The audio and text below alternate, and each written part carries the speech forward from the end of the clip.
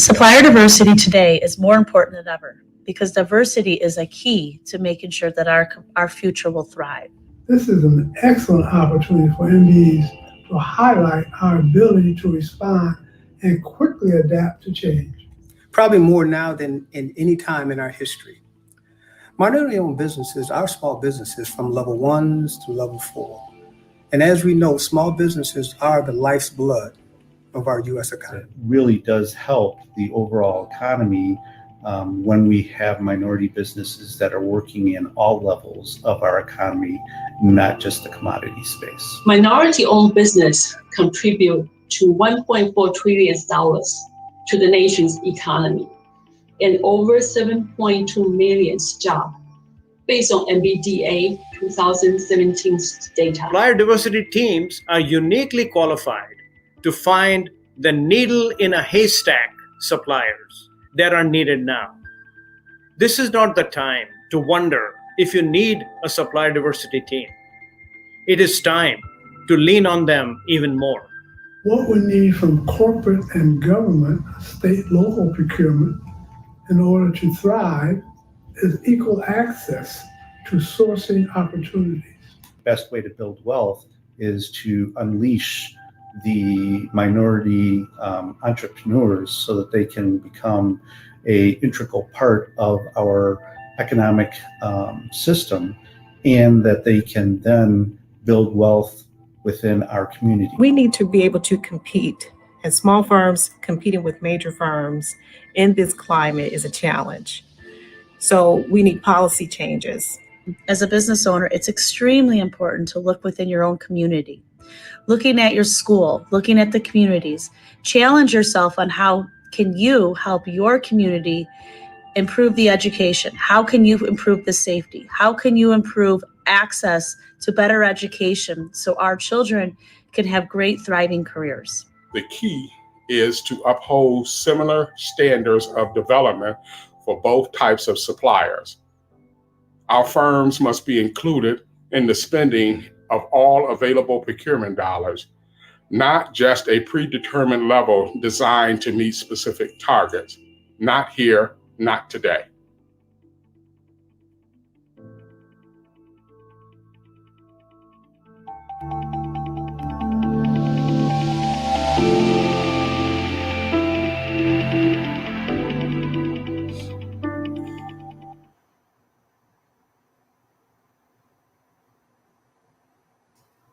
Good morning. I'm Michelle Sourie Robinson, the President and CEO of the Michigan Minority Supplier Development Council. Wasn't it exciting to just see that group of our own minority business enterprises answering two questions that I posed to them a few weeks ago. Number one, why is supplier diversity more important now than ever before?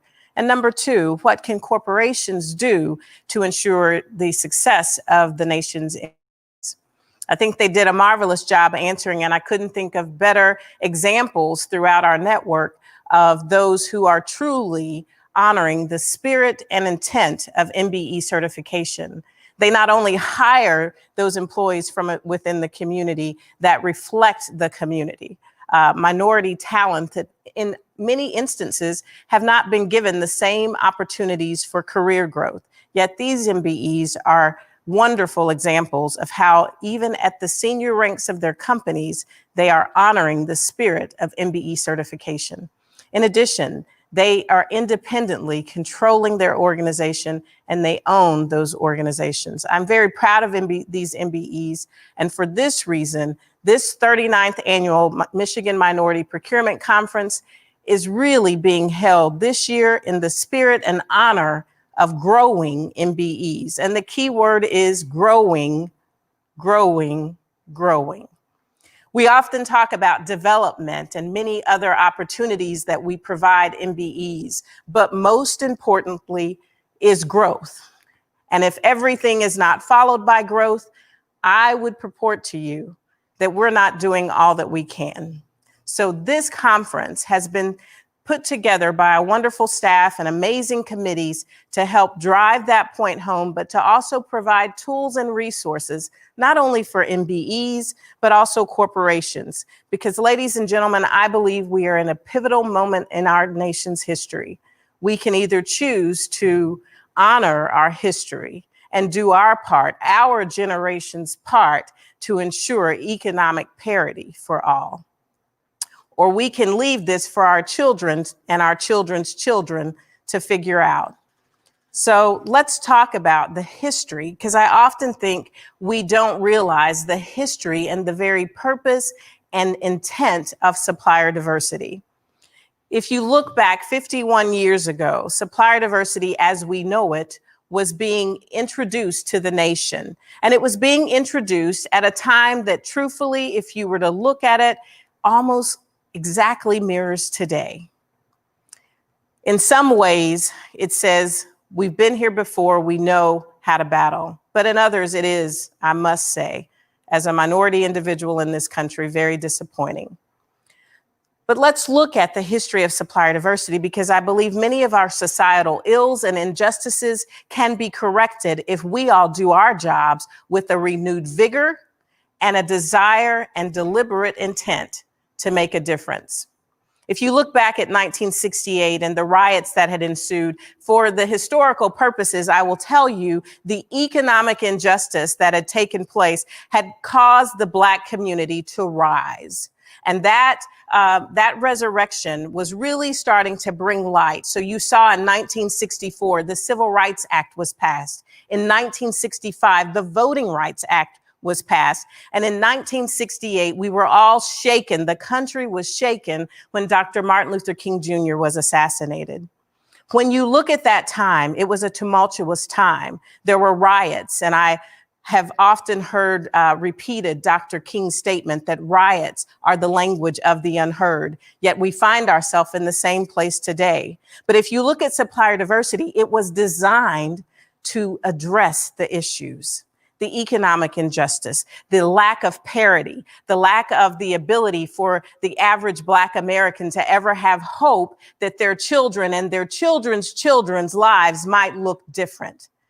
So President Nixon at the time, a president who had run on a law and order platform, brought to the forefront a committee that would produce the Office of Minority Business Enterprise. That is the same office you and I know today as the Minority Business Development Agency.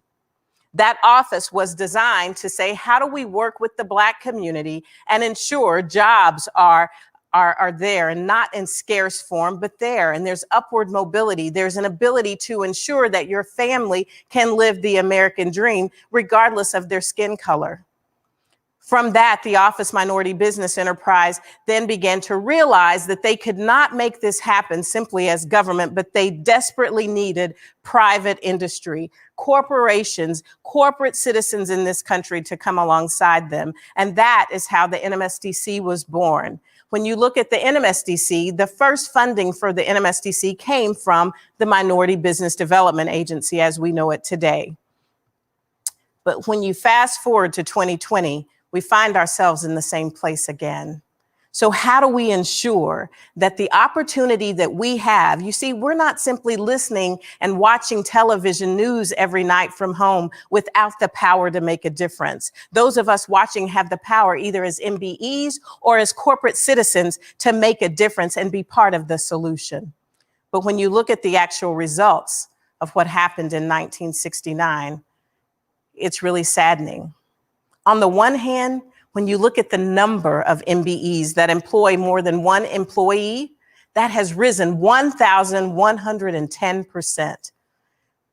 The supplier diversity network is working in that sense. When you look at the fact that we've grown from 94,000 MBEs in 1969 to literally 1.1 million employer-led MBEs in 2020, of course, that includes only those that hire at least one employee. The vast majority of minority businesses, more than 10 million of them, do not. So all in all, we have about 11 million minority businesses in the country, 1.1 million that we would consider high growth potential. The saddening numbers that you see here on the screen, however, are the sales results from those MBEs.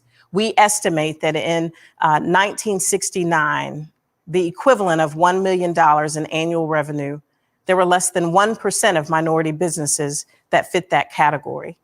Yet when you fast forward to 2020 today, that line is almost flat. We're literally at 2%. Ladies and gentlemen, that's a 1% growth in 51 years. Those of us listening today have the power to change that. And that's what underscores this entire conference, the 39th conference of the Michigan Minority Procurement Council. We are a council that for years have always been at the forefront. We have great leaders like Ford's Carlos Mazarins, GM's Harold Kuttner, Lear's Harold Rossiter, and so many others. Tony Brown at Ford, Burt Jordan at Ford, Dan Knott at FCA. We have so many amazing leaders who have always placed Michigan at the forefront and used their positions of power to ensure MBEs were actually giving an opportunity to compete. That's what we're asking for today. Our supplier diversity programs throughout the nation, as we know it today, if we were honest, most of them are not performing optimally, well before COVID-19 or a pandemic. That in and of itself, ladies and gentlemen, is a bit of a pandemic. And I'm asking you today, along with this amazing staff, to reconsider the way that we've looked at supplier diversity, to bring it to the forefront in your corporations. I was very excited about the number of corporations writing letters, taking out full-page ads in their support of Black Lives Matter. But we must now move to action. Although you look at minority supplier development really beginning as Black supplier development in 1969, what has happened in the last 51 years is that we've added many other categories. That in and of itself is diversity and inclusion. What I ask is that minority suppliers not be left out. I'm excited to know that women-owned businesses are now included, veterans, LGBT community, as well as even the Disability Network. I'm excited that they are included, but it requires corporations to make the pie larger. We can't all compete for the same dollars that we were competing for the last 51 years and expect that we won't see this moment in history repeat itself with another generation. So we're asking you today with this conference, empowering you with the professional development series that kicks off today to be able to make that difference. When I look at the organization and all that we have done, corporate support has always been vital. So this week, we are introducing to our network. We've been working on it with our board and some of our corporate members for some weeks now, as well as our MBEIC committee and the industry groups here locally. 2 commitments that we're asking, one from MBEs, one from corporate members. Each of them require 3 challenges be met. Those 3 challenges are pretty simple. For MBEs, we're asking you to be honest in how you spend. Be honest and be at the forefront of ensuring MBE to MBE spend is as strong as it can possibly be, driving a 25% increase year over year this year, showing that you too are committed to the growth of minority business enterprises in this country. Secondly, we have selected 2 firms that are MBEs running MBE investment funds that have at the forefront of their mission statement the criticality of investing in high growth minority businesses. And then finally, for MBEs, hire minority talent. Hire minority talent. Certification is not a right, it is a privilege. And with that privilege comes tremendous responsibility to ensure minority communities thrive. Certification was not created for a single person to become wealthy, but for communities to become wealthy. We can't do that if our leadership teams do not reflect the communities that we claim to represent. Secondly, corporations, we're asking you to take the time and allow a third-party assessment, a true objective assessment of your program, but also not just to be punitive, but to tell you where your baseline really is, not about awards and recognition and marketing, but truthfully tell you with objective standards where you stand today, and to give you a blueprint for success so that not only the procurement department is walking alongside, but the entire corporation, instead of writing checks for operational budgets for wonderful organizations within the community, but let's make sure supplier diversity is included in that. So with the assessment, we're asking corporations to come alongside us. We will market those corporations that do participate and tout their success and their progress. But in addition to that, we're asking them to be a part of our collaborative growth initiative, to make deliberate and intentional steps to grow MBEs and report on that success publicly. And then secondly, we're asking them to also invest in those MBE funds that are run by MBEs to ensure that MBEs have access to capital. These three things we are covering today in our CPO Summit, working with our state's top leaders, top industry leaders, to say, how do we make a difference? How do we stop playing the game of supplier diversity and get real about results? That's what will be required. For some of you, you're shocked that I would even say this publicly and admit it, but we know supplier diversity, as we've been doing it the last 20 years, has not been as effective as it can be if we're honest and we take intentional steps to remedy it. I am personally excited about the opportunity to make a difference. Every time I read the news at night, I say, we have solutions. Let's bring them to the forefront. Let's not rest on our laurels and say, well, we're the best counsel. That's not changing lives as much as it should, because there's still so much runway. And Michigan has always, always, always been at the forefront. The game-changing moves made by some of those people that I just mentioned, from the automotive industry in particular, are the reasons that we have the Titan MBEs 20, 25 years later today. They have created wealth. And simply by using their power, some of those were corporate CEOs, some of them were in group vice president positions, but they took this seriously and they didn't play the game of simply talking diversity. They were living diversity and inclusion. And more importantly, the power of the pen showed their true commitment. 25 years later, we reap the benefits of that our largest MBEs can be traced back, almost all of them, almost every single one of them in Michigan can be traced back to a decision by Carlos Mazarin, Dan Knott, Harold Kuttner, Bob Rossiter, Tony Brown, Burt Jordan, Titans in Michigan. I'm asking you to be one of the next. It means sometimes you may have to stand alone, but it's time to stand for something. And it's time to get this done so that MBEs and supplier diversity aren't just a joke, but we actually achieve what our mission says. We're driving economic development. We're ensuring that it includes everyone and that we all have the hope of a bright future because we were simply included. The CPOs today will take this on in Michigan. I hope throughout the country we can start this conversation and move beyond talking about operating budgets and move to real action, real growth. Because with that, the operating budget is taken care of. At the end of the day, we have the power, so I'm asking you to use it. We're a game-changing council, you guys. We always have been. Yesterday, we hosted the first ever career fair. And we did so because our staff, when looking at the results, as I mentioned earlier, and looking at the statistics, some which say that by the end of 2020, minority businesses will have dissolved at double the rate of non-minority firms.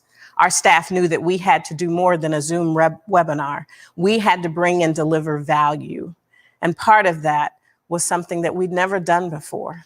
Through our workforce development staff that we have at the MMSDC and the MBDA Center we operate, we were able to pull off a career fair. Almost 1,000 job seekers were able to connect with not only MBEs, but corporate members through that decision. I'm so proud of our staff. I'm so proud of the fact that they continue this mission of MMSDC being the benchmark. Sure, it gets us haters, but bring it on. They never hate you unless you're doing great things. Never. It's who we are.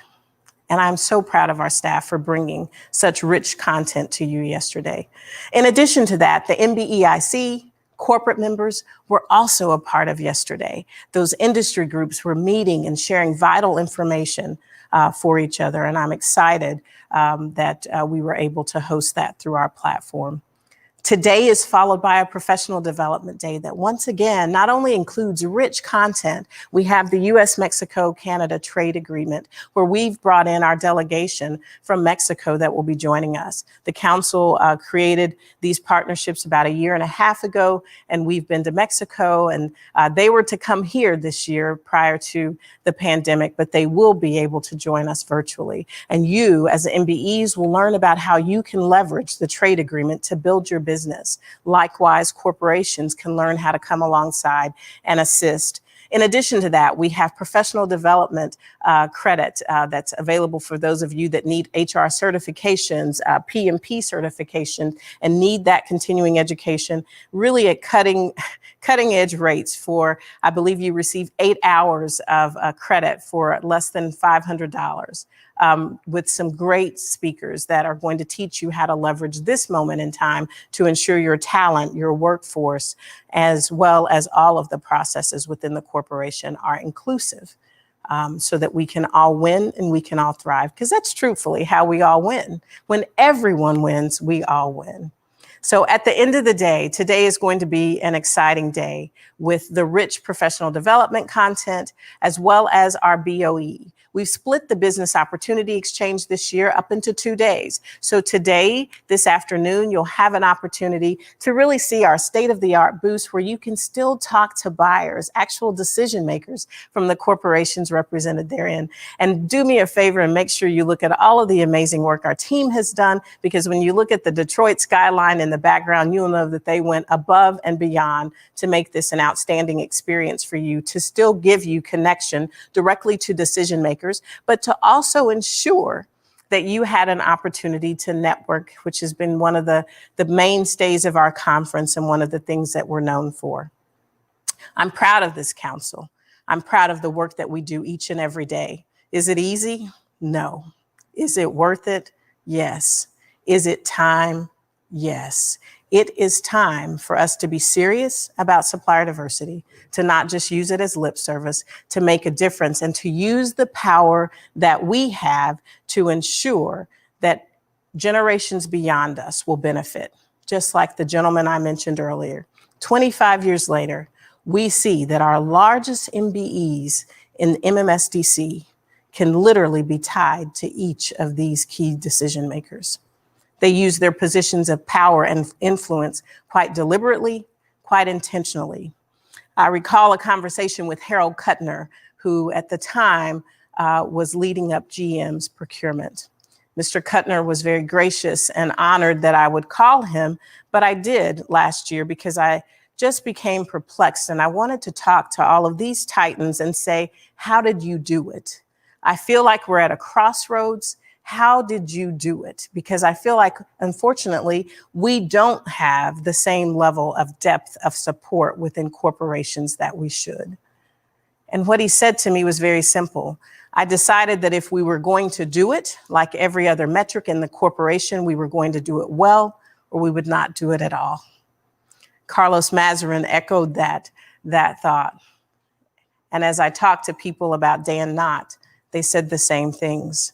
He was certain that if this was to be an important part of the company's fabric, it would be genuinely important. It would not be lip service. It wouldn't be a wonderful ad. And please don't get me wrong. I'm very grateful for the corporations that spoke out against racial injustice and economic disparity. What I'm simply asking today is that they come alongside us in a way that's actually monumental, sustainable, and quantifiable.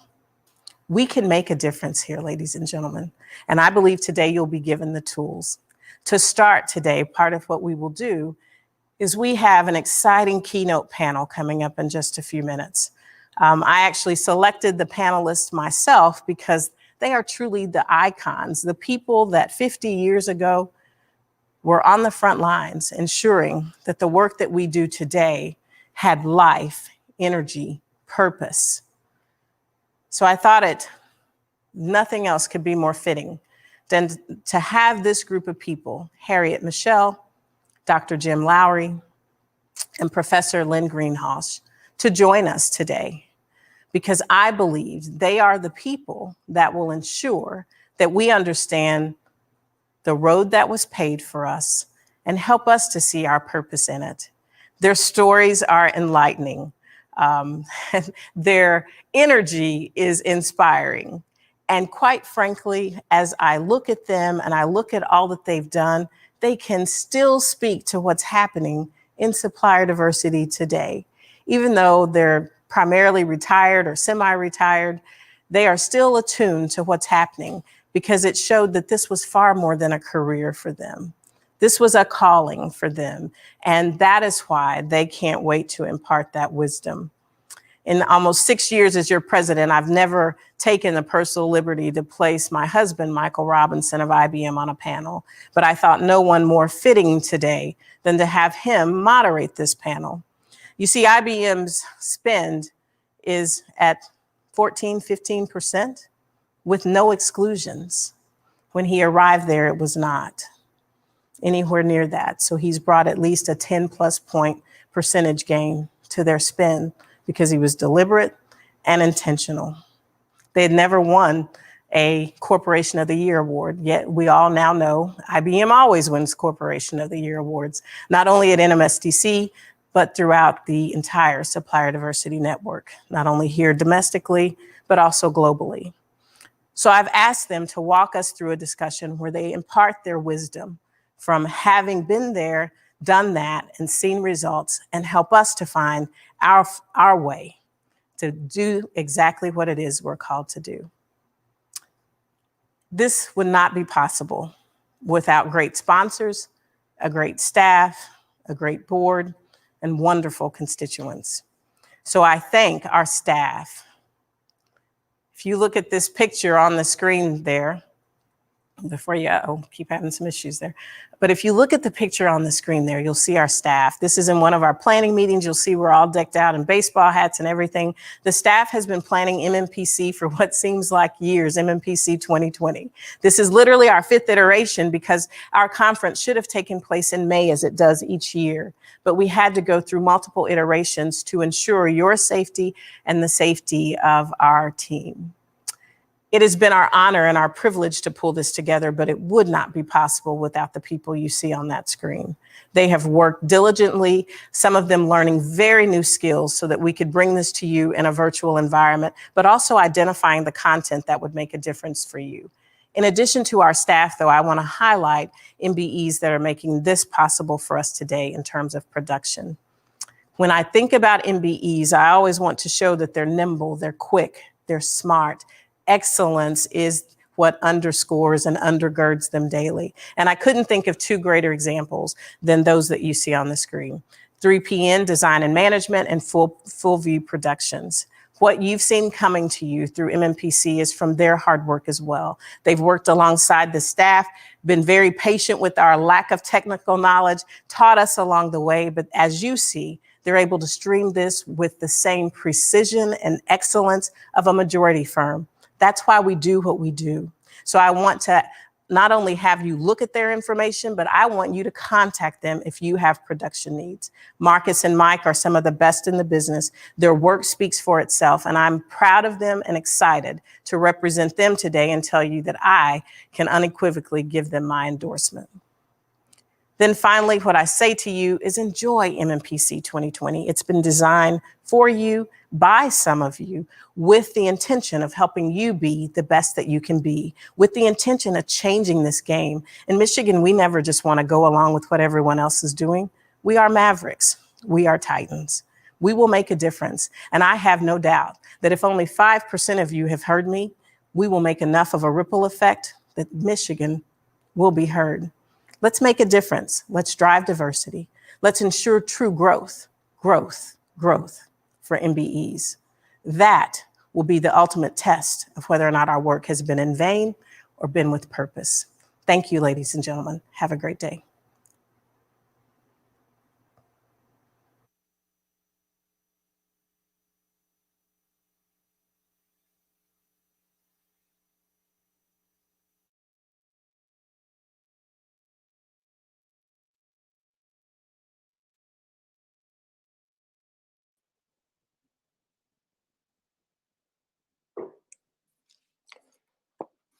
Good morning and welcome to the MMPC. My name is Michael Robinson, and let me just say it is a pleasure and it is an honor to have been chosen as a moderator for this panel, leveraging this moment in time for growth.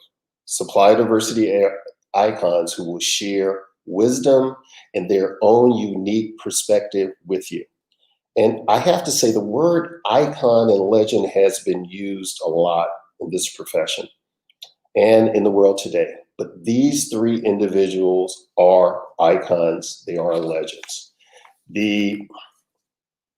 Through them, if you look at supplier diversity, they have laid the foundation and set examples for every supplier diversity professional, myself and each and every one within this area. They have impacted CPOs, corporations, and dare I say, businesses globally as it reflects on minority supplier development. I've known each of these individuals for years. I have discussed supplier diversity, debated, but most importantly, I have continued to learn. I've continued to learn, I've continued to grow. And the wisdom that they will share today will be impactful to each and every one of you that's listening and participating in the MMPC. For those of you who know me, I don't use too many words, and today it would be an injustice if I spoke too much and didn't allow this audience to reap the full benefit of discussing and understanding supplier diversity and the unique perspectives that they have. Because the things and the wisdom that they will depart upon us again will set the stage for the things that we will do, not only for years to come, but for decades and generations to come. So with that, I want to be direct and get directly to the panel. And I want to, and you heard Michelle mention the three individuals. And again, I have known these individuals for years. The first person, I want to read the bio, and I will tell you, I had to go through each and every one of their bios, cut it down a little bit, hit on some high points, because we could spend this entire time just reading their bios and being amazed by the things that they've done and their contributions, not only to minority supplier development, but to society in general. The first person I want to introduce is Miss Harriet Michel. Harriet was the first African-American woman to head a major foundation. One of Harriet's greatest achievements of many was opening the doors for thousands of minority entrepreneurs through her role as president and CEO of the MMPC. In her role, she connected Black entrepreneurs to leaders of major corporations and encouraged minority businesses to compete with larger minority-owned companies. And in the process, she helped to advance the BE 100 companies. Due to her contributions and the foundation that she's laid, the council has grown to more than 1,600 national and regional corporate members, over 12,000 certified MDEs, with a collective annual sales of more than $100 billion. And I have to say that I have traveled the globe with Harriet and have always been impressed by her commitment and her dedication to growing minority business enterprise. Next on the panel would be Dr. Len Greenhalgh. Len received his PhD from Cornell University and is a tenured professor at Dartmouth's Tuck School of Business. People have often asked Len how he became so deeply involved in programs for minorities, Native Americans, and women, to the point that it actually became his life's work. And he was quick to say that his involvement with the social justice movement began in the 1960s, when he was shocked to see firsthand how minorities were treated. And once he became a professor at the Tuck School of Business, he was in a position to make a real difference. The Tuck's Minority Business Initiative, in its 31st year, with more than 5,000 graduates from all 50 states, It seeks to maximize the potential of minority-owned businesses and improve the economic well-being of the communities they serve. As the director, Len has grown this program into the largest minority business program of its kind in the world. And for those of you who don't know, and I was amazed, Len stays on a nature reserve, and I love the fact that he has a 50-ton Caterpillar excavator, but he's never invited me to come up and work it. So that's something we'll discuss. Last, but definitely not least, is Mr. James Lowry.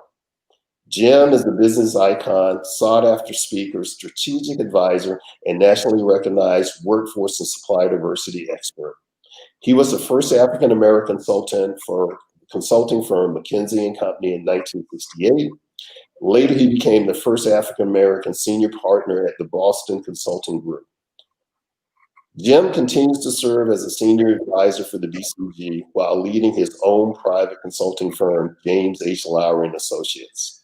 In 1978, his firm prepared the first major story on minority business enterprise development for the U.S. Department of Commerce, titled New Strategies for Business Development. It was the procurer to the creation of the Minority Business Development Agency. In the early 1960s, Jim was an associate director, with the U.S. Peace Corps, where stationed in Lima, Peru, he met the late Senator Robert F. Kennedy, who recruited him to be a staffer at the New Bedford-Stuyvesant Restoration Corporation in Brooklyn. And Jim, I remember when I first met Jim, or it was years later, and I was telling a story, how IBM opened a facility in Bedford-Stuy to provide jobs and opportunities for minority-owned businesses and individuals. He was shocked that I knew that. And the thing that I would tell you is, if you don't know your history, you're doomed to, and you're going to relive all of the mistakes in history. And these are the individuals who will provide us a lot of information. And again, I'm honored, I'm pleasure to be this moderator for this panel. And as I said, I'm not going to take too much time because I want them to depart wisdom and knowledge to each one of us. And I know it's going to be a difficult panel, keeping them in line, because really, I do know all three of them.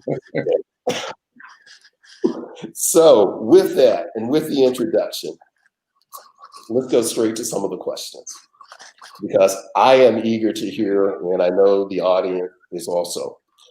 And you think about your history and the things that you've done, it's clear that minority supply development, it was more than a career for each of you. It was a passion. It was a commitment. And as you know, you're still, and I know that you're still attuned to what is happening in this arena, and you pay close attention to the progress of minority supplier development. Having said that, what two results are you most proud of as we work to achieve a more, I'll say, a more equitable and just world? So with that, I'll start off with you, Harriet. I was afraid of that.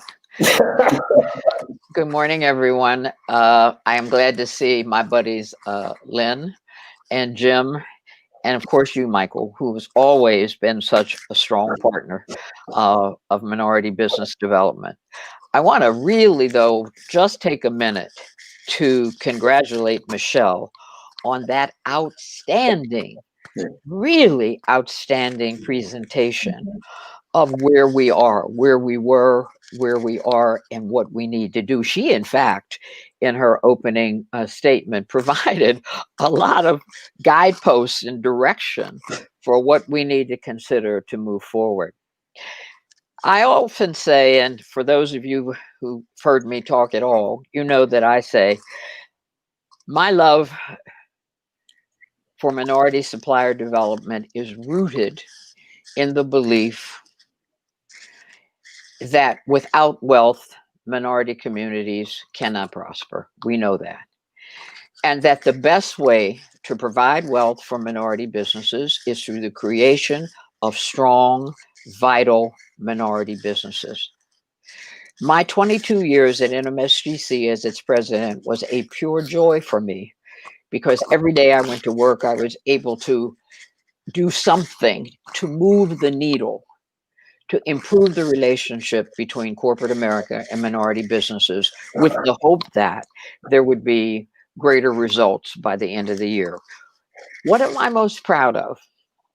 Well, first of all, I'm proud of being able in those 22 years to reposition NMSGC as a premier authority on minority supplier development. When I first got there, it was like warring tribes. But in 22 years, we were able to grow the organization, both the number of corporate members, the number of certified MBEs, the number of program offerings for MBEs, like the Kellogg program, which Jim helped us put together, like the Growth Initiative, the number of program offerings for corporate members, like the training sessions that we offered, so we would all be singing from a similar playbook as we tried to move the needle to improve the supplier diversity programs. And finally, obviously, I'm very proud of the growth of the spend over the 22 years. When I first got to NMSGC, the annual spend of corporations, our corporate members with minority businesses, was about $100 million.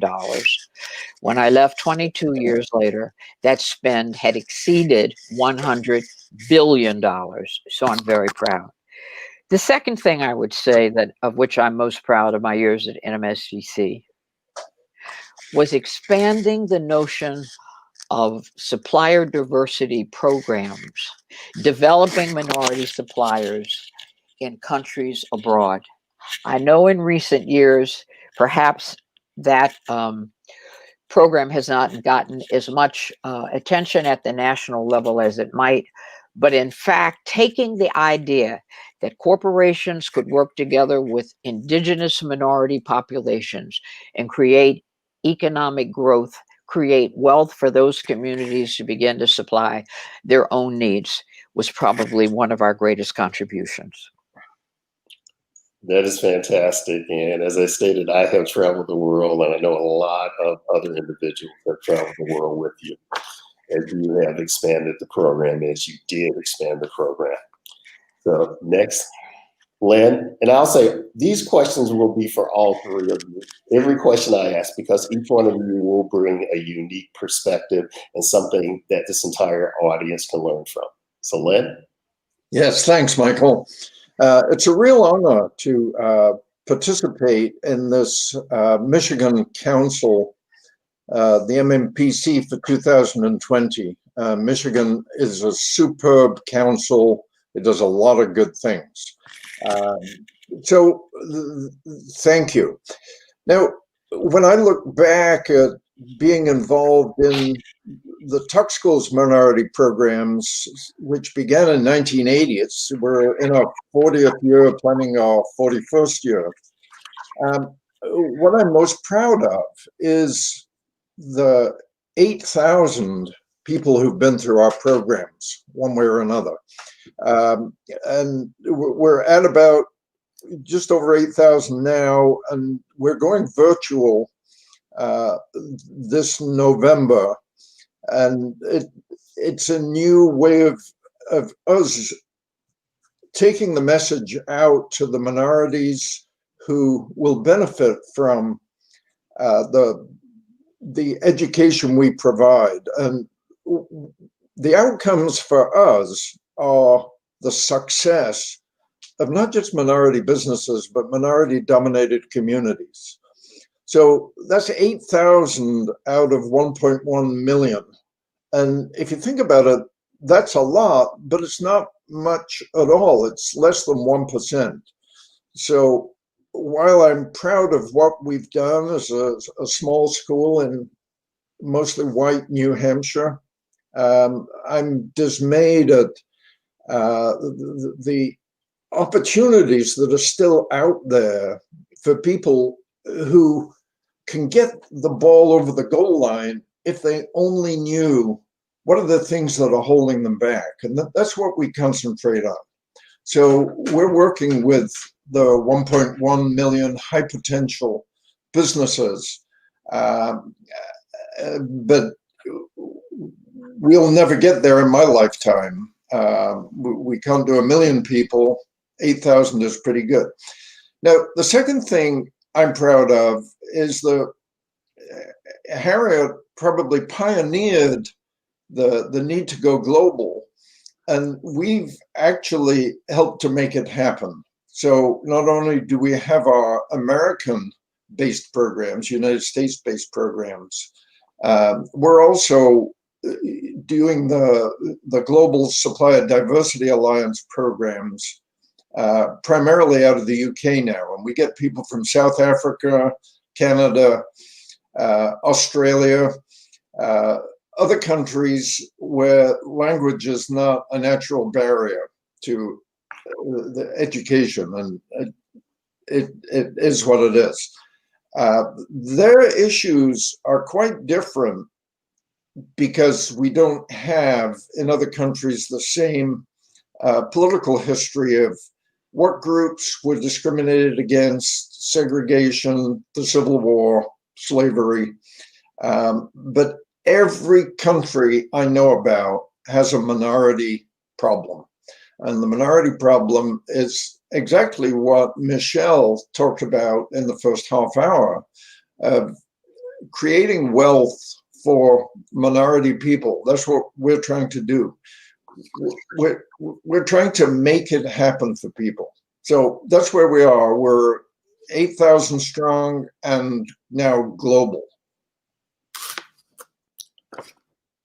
Thank you, Len. Jim? Yeah, Michael, first, I want to congratulate you and Michelle for pulling this off, but to you specifically for dancing around the issue or the facts that Harriet, Len, and I are old. And when you deal with that, we're talking about a minority business. You're talking about, I figured it out, over 120 years of 3 people combined working in this space. You're not going to find that in almost any industry where you have 3 people who love each other, work with each other, respect one another. So, I think that's important. And I would hope that there would be 3 others coming to take our place. Because I don't know how long we're going to be over here, Harriet. But anyway, the other thing is, why'd you tell me you're wearing a tie, Michael? And then Len's wearing a tie. Hell, I'm kind of laying back. I'm old, so I don't wear ties anymore. But anyway, let me get to the point. Okay, You don't need a tie. Don't worry about it. Okay, I look all right. This Zoom makes me look old, but that's all right. Let me get serious for half a second, because you know us. We're gonna do this throughout this thing. I'm gonna be very honest. I hope I don't break up when I say this. One of the things I'm most proud of is working with Harriet Michel and the council to grow it to where it is today. When we started on this X number of years ago, Harriet, it was uphill battle. We were coming from the Carter administration, and we said, okay, this is too small. It's too important. So we have to grow this. And I've supported her in any and all ways I could. I've supported her successors. I will support Adrian now. I think the institution is so important, but working with Harriet Michel, really creating an institution that will withstand the test of time. I think the other thing that I'm very, very proud of, and I hope people don't misinterpret it, is that Len Greenhalgh and I were able to write a book. And I've written thousands of reports. I've given a lot of speeches, but one day over coffee, Len and I said, I just finished the Kaufman report, which was very detailed, got a lot of great press. I said, but it's a report. It's a report. So I went to Len. He's obviously smarter. He's better looking, writes better. I said, Len, why don't we write a book? And here are these 2 guys, and we've been competing. Let's face it, he's got his program in Tuck. I got mine in Kellogg. We kid each other. But I said, Len, why don't we write a book? You at Tuck, me at Kellogg, you are white and I'm black. And I said, let's write a book, because people read books. And you know, we did that book. We didn't disagree almost on anything as we were going page by page by page. These two old guys just doing and sharing all these things we had. And the book has withstood also the test of time. That people are still using that book. And when I go to places, Lynn, and I'll be talking to some of the people, the CEOs, and they got the book out and they got all these yellow tabs, and they'll say, "When page so and so, you said this." I said, "I did," you know, because you forget. You don't read the book every day, but people are still using that book. And even now, and I'll go more into it, you know, as everybody's trying to deal with this reflection, and they're saying the same thing that they started saying 30 years ago, Harriet, you know, about what should we do in minority business. I said, just read the book. It's all there. And I think the third thing, and we've all said it in different ways, is that now minority business is really, it ain't the highest priority of corporate America. I will never lie and say that. But CEOs across the country, most CEOs of Fortune 500 companies talk about minority business. That was not the case when I started. That was not the case when Harriet took over. And now they're talking about it. And I think it's so important because it gets back to the very point that Harriet made at the very beginning. And Michael, I will tease you because you mentioned IBM. Remember, I bust you out when you said IBM did the first corporate initiative in the inner city in Bedford-Stuyvesant. I said, yeah, Michael, I was there. And it was true.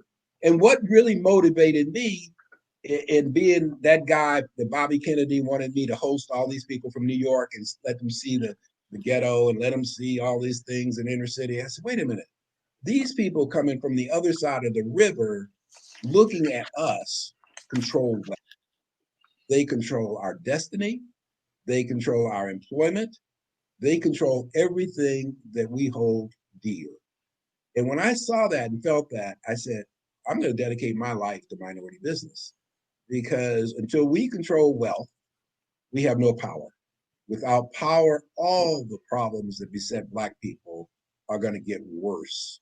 So that was what I learned. And working with Harriet and with Len has really been the thing that I really do value and will always value for the rest of my life. Thank you. And I just listened to the comments that each of you made from the standpoint of expanding this notion, this idea, creating that foundation of minority supply development worldwide.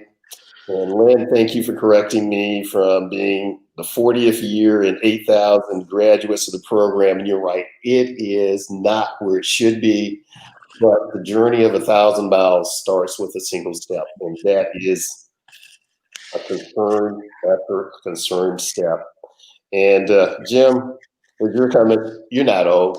Hey, none of you are old. You're like a fine wine. Each of you are vintage, and you have to contribute. And I love the comment, no wealth, no power. So these are great examples, great things to celebrate. And just each of you having the notion or making, I'll say CEOs, CPOs discuss minority supply development. That is a key factor. Now, and we heard it earlier through Michelle as you was talking, and you know the statistics, and they are daunting, they are sobering. You know, the number of minority firms has grown more than 1,100% in 51 years, but the size of those business has barely grown 1%. That is shocking. And it's that old saying, the more things change, the more they remain the same. Now, based upon your experience and the wisdom and having truly been one of the architects, each of you, of minority supply development, and this is going to be a compound question. What are your suggestions on how we might grow the size of MBE firms? You know, and if you have specific advice for CEOs, CPOs, if you have advice for supplier diversity professionals, and each of you always had advice for me, so I know you have advice. What would it be? So I'll open up whoever wants to start first. Let me just make a comment, if I may, about part of the, you got me? Part of the impediment to the growth of minority business revenues. Let's be honest. If we're going to be honest in this session, let's be honest. Part of the problem was that we went from minority business development to diversity and inclusion. Okay. And each time we added another specific population, designated population into the pot, the amount of dollars that was going to minority businesses became diluted. The position of the too many corporations was, well, they have this diversity. That became the buzzword. And people moved away from minority for a long time. Diversity was a buzzword because we wanted everybody to feel like they mattered and they cared. And as the number of groups who fed from that trough grew, the participation of minority businesses, the amount of dollars fell. We're still stuck there, I think, because corporations want to say, it seems to me, now I've been out of NMSDC 10 years, but corporations want to say they have a diversity program. They have a supplier diversity or diversity program. And you've got all of these new groups, but nobody has increased the overall size of the pie. So, over 80% or perhaps over 90% of the corporate spend is still going to the people it always went to. So why are we surprised that there hasn't been a lot of growth in dollars for minority businesses? Okay. I have a lot of suggestions what some people might do, different populations within corporations. But the biggest thing we've got to do is understand that there are dollars throughout the corporation available to spend. Okay. We've got to look at suppliers. We have to look at business partners. We have to look at professionals. We'd have to look at contract services. And as long as we keep most of our activity I'm on the screen. That's all. in the supplier pot, you're not going to grow the dollars either. We need transformational thinking. I'm so glad Michelle talked about Harold Kuttner and Tony Brown. Harold was my era when I first came to NMSGC. Harold made up his mind. He was buying enormous billions and billions of dollars worth of products and services for GM. So he walked and talked and spoke with a very big stick, as did the other guy. But he was committed to creating a lot of it was his ego, bless his heart, but he was committed to creating strong minority suppliers. And he took those steps within the company to make sure that happened. I'm sorry, I'm getting confused here. See, I've been retired a long time. Never get confused. Just go ahead and tell us what you think. You never get confused. The supplier diversity professionals have to step out of their comfort zone. First of all, they've got to know their business. Okay. They have to, when I say their business, I don't mean supplier diversity. They have to know the industry in which they're operating and know their corporation. They have to know where the power levers are within the corporation and who makes the decisions. It may not always be in procurement, okay, or sourcing. They have to find allies within the company, internal customers of theirs that can be allies as they're pushing the ball forward, trying to get a stronger supplier diversity program. The CPOs, I think, have to make an ally out of the CEO. One of the things that I enjoyed so much at NMSGC was a strong relationship with CEOs.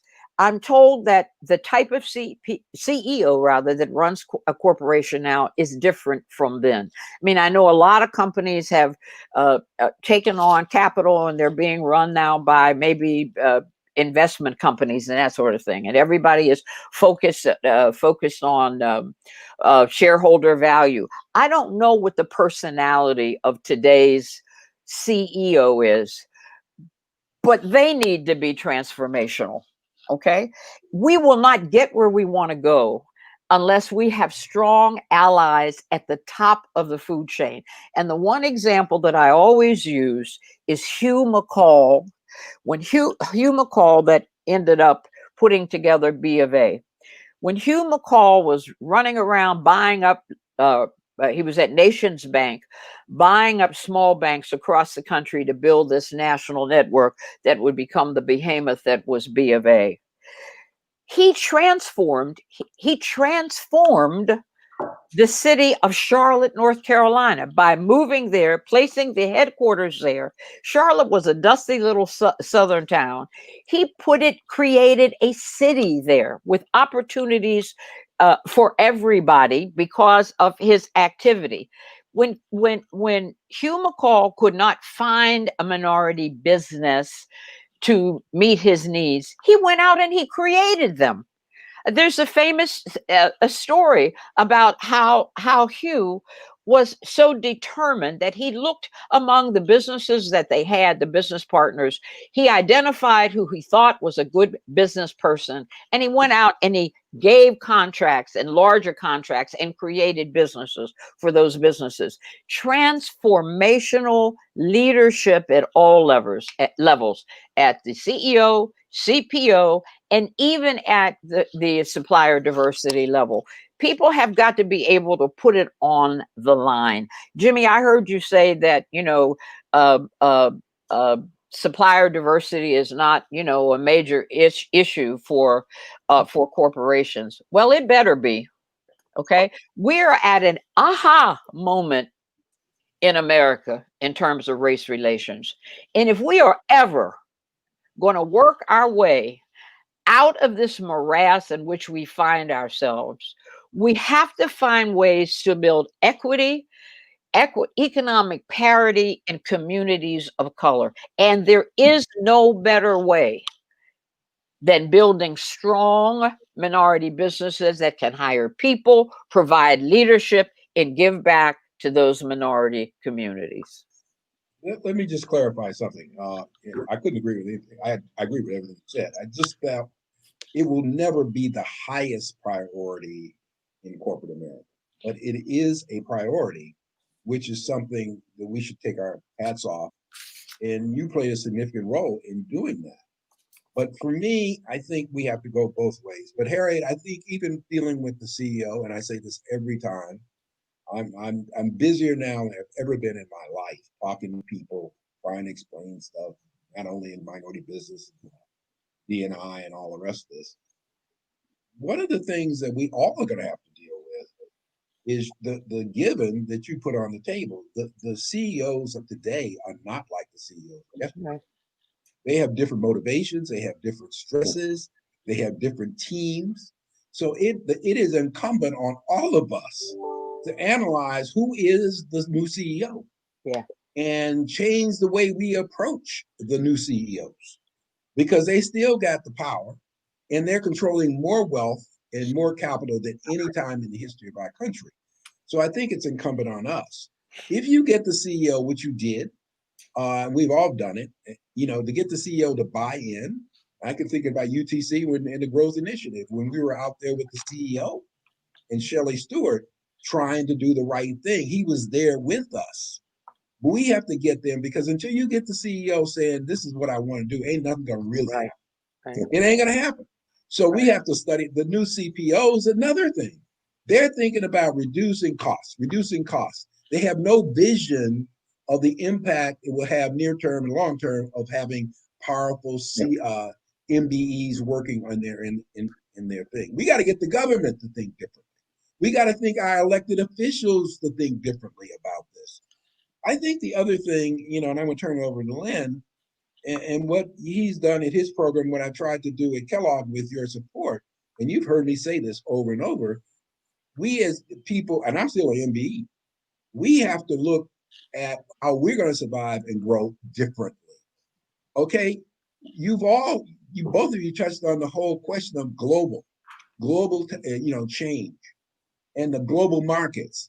I had, in talking about my book, I'm not pushing my new book, but if you want to buy it, it's called Growth, Change Agent. But all right, but even in that, I was surprised if somebody in the Trinidad read my book and said, would you have a Zoom meeting? He organized chambers of commerce in 5 countries.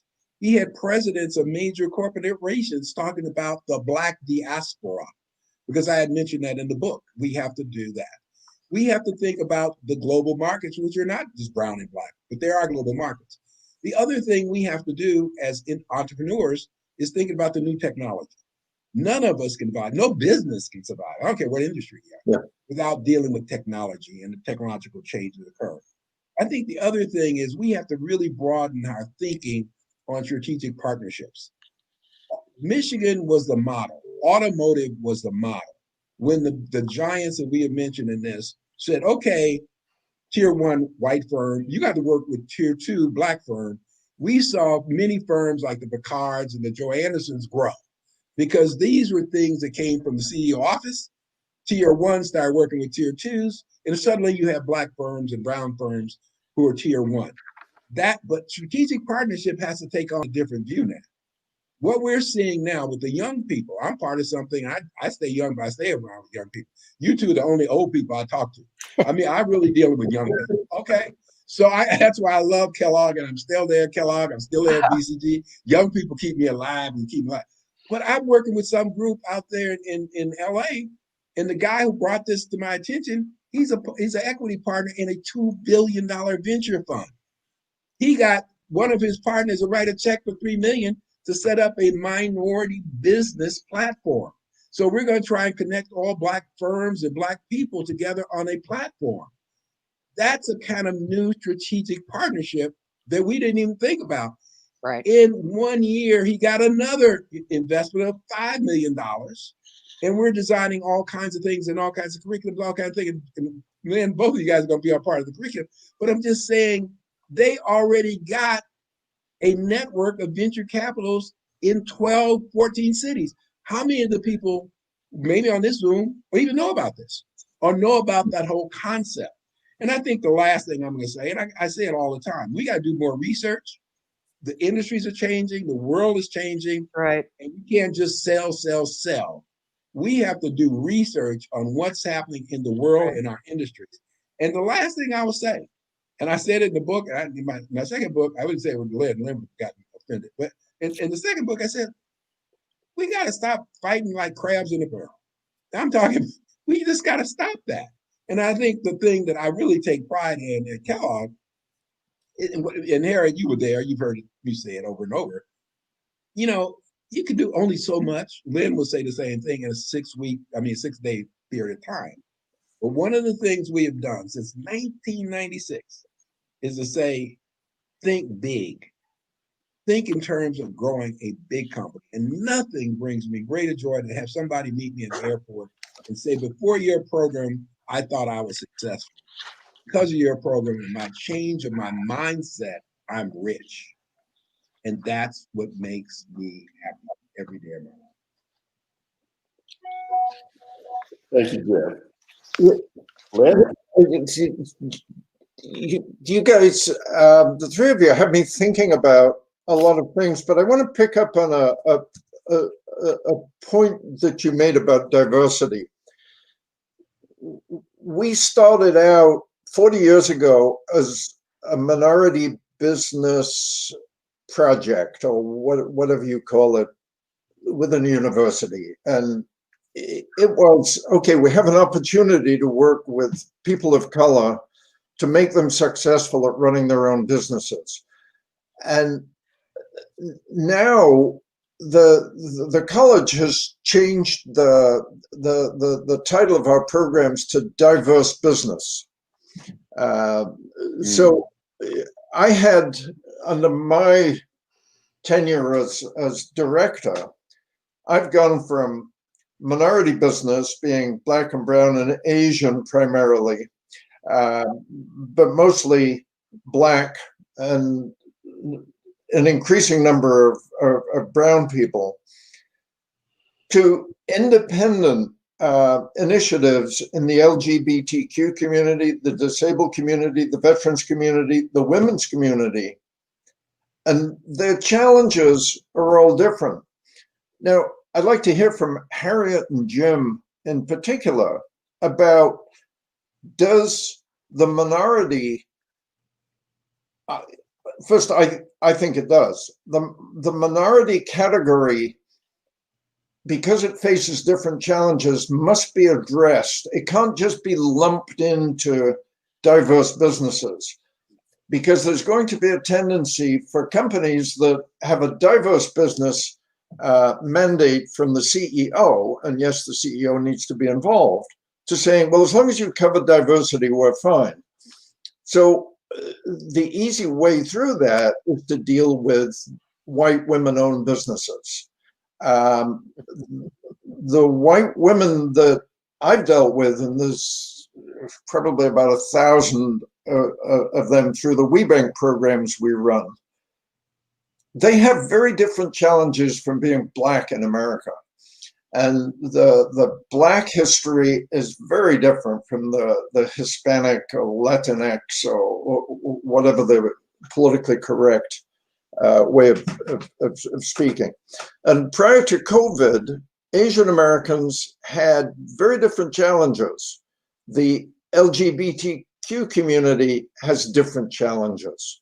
So it's for Harriet and Jim primarily, does the minority category need to survive, or is the diversity category good enough? What are your thoughts on that? She's gonna take off on that. So I know she's gonna take off. I know her. So I'll be brief. I'll be brief and turn it over to the sister. Now, okay, Len, you're dancing around something. Okay. Obviously, the issues confronting all those groups you mentioned are very unique and damaging to them and their businesses and to their communities. But we have to be honest, and it's the same thing with diversity and inclusion. I do a lot of work in diversity and inclusion. And if you look at the last 10 or 15, 20 years, you're seeing major advancements, not enough, but major advancements in women in corporate America. You have not seen that. And in fact, with browns and Blacks, it's going backwards. The number of Black CEOs, the number of Blacks on boards, the number of Blacks in C-suite. That's a reality. That's a reality. And I've even gotten into a discussion like last week, and I can't tell you where and all that. And that very question you posed to me, okay, was brought on the table in a very diplomatic way. Well, what about these other? I said, listen, I just want to cut through. The reason where we're talking, the CEO says that we're in a reflective period of time and we got to come up with something new. And I said very clearly, very diplomatically, and Harriet was my Harvard voice, saying, but let's take stock that why we are here at this table is because George Floyd was killed. Yeah. And because George Floyd was killed, people of all colors, but particularly Black and brown, with holding hands with good young people of goodwill who happen to be white, are in the streets threatening, having their lives threatened with COVID to demonstrate about that. Yeah. George Floyd was Black. The people in our communities are shooting each other on the south side of Chicago and the west side of Chicago are Black. And why are they shooting themselves? Because they don't have jobs. They have no hope. And they still have hope desires to have the best for their families or for themselves. And they're fighting for corners. And unfortunately, little kids are being shot. So I think we have to deal with this at this point in our lives, in our history, in saying we have a Black and brown serious problem. And minority business is very, very important. And we understand that it might be more comfortable within corporate America, more comfortable in dealing with white female owners. I have nothing against that. It's a comfortability. It is a feeling that they cannot solve the Black and brown problem. And therefore they go to the lesser challenge. And that's one of the reasons, and I said this to Shelley and I said it to Sharon Patterson, when you start letting other people come into the $1 billion roundtable, that's going to have a dire impact on the number of Blacks and Browns in corporate. So you made your decision. I don't go along with your decision, but it is a race. And Harry, you said this earlier, around spin. So that way you can get more people into the $1 billion roundtable if you put everybody under that tent. I understand the politics of that. I understand the way it looks. But I'm telling you, it's going to have a serious impact on Black and Brown businesses. And what we should be dealing, and I still think the spin is a very important metric. But I think, Harry, what you talked about for years is there is supplier and development. That's right. And until we start focusing on development to the end in which we do, the numbers will always stay the same. And if we don't get that kind of support, the numbers are going to get worse. I'm sorry, Harry, it's yours. Well, during my tenure at NMSCC, there were a lot of people who accused me of being prejudiced myself because I was pro Black, pro Brown. It was particularly sensitive with me and white women. I'm not anti anybody, but if the history that we have unfortunately so recently learned, I'll give this administration some credit. Because of their awfulness, we have learned a lot more about Black history, at least I have, than I ever knew. The 1619 Project of the New York Times and so on. Black people knew how to run businesses. We did it. We did it right after slavery. We came out of the South. We came off of those plantations. We formed our own communities, right? We built businesses. We served each other and we helped each other. Hence, we ended up with things like Black Wall Street in Oklahoma and Rosewood in Florida. All right. So we were on our way to being successful in business and satisfying our own economic needs. What has happened and has been recorded and recently evidenced by writers is every time in almost every place Blacks got an economic toehold, white people came along and either shot it up or hanged the most successful entrepreneur in that community as a warning to other Blacks. So left to our own devices, we would have had strong economic entities as we moved along. But between acts of violence, government mandates and programs which systematically kept us out, we find ourselves, we meaning Black people, find ourselves in 2020. Michelle was making the comments about when NMSCC, the statistics of when NMSCC started. Now, here we are in 2020, right back where we were. I don't know about you, Jim, but one of the things about being older is, my God, do we really have to do this all over again? We cannot. Yes, we can link arms and say kumbaya, but we cannot pretend that the needs of other communities are equal to ours. They are not. And therefore, they can't be handled in the same way. And I resent, quite frankly, any corporation, any movement that says, well, you know, we'll do a little bit here and a little bit there. You end up with a mess. All right. Black people's issues will not be solved until they are recognized as specific and peculiar to being Black in the United States. It's the race question, which we have never confronted. And we certainly have not confronted it in corporate America. It is time to do it now. So we got to stop all this. No, having a white woman on the board is not the same as having a black person. Having a white mega supplier, woman, female supplier is not the same. Or an LGBT, they all have their place, I guess. Okay, but I am for Black and brown businesses. I'm not against anybody else. And any energy that I would hope that the councils would put, and the members, the corporate members that come into the councils put, is with the understanding that the minority community still needs a specific body of assistance and promotion and any other word you want to use to get them some sort of economic parity and justice. This is why I love this panel. This was a shift based upon a question that Len asked, and it took us into a subject that we barely talk about. And you're right. In America, we have an issue of talking about the race question, and we haven't confronted it. If you look at South Africa, I think it was in when apartheid ended in I think it was 96, 94, somewhere in that time frame, they had the Truth and Reconciliation Council. They brought forth, they talked about it, they admitted it, they talked about the atrocities associated.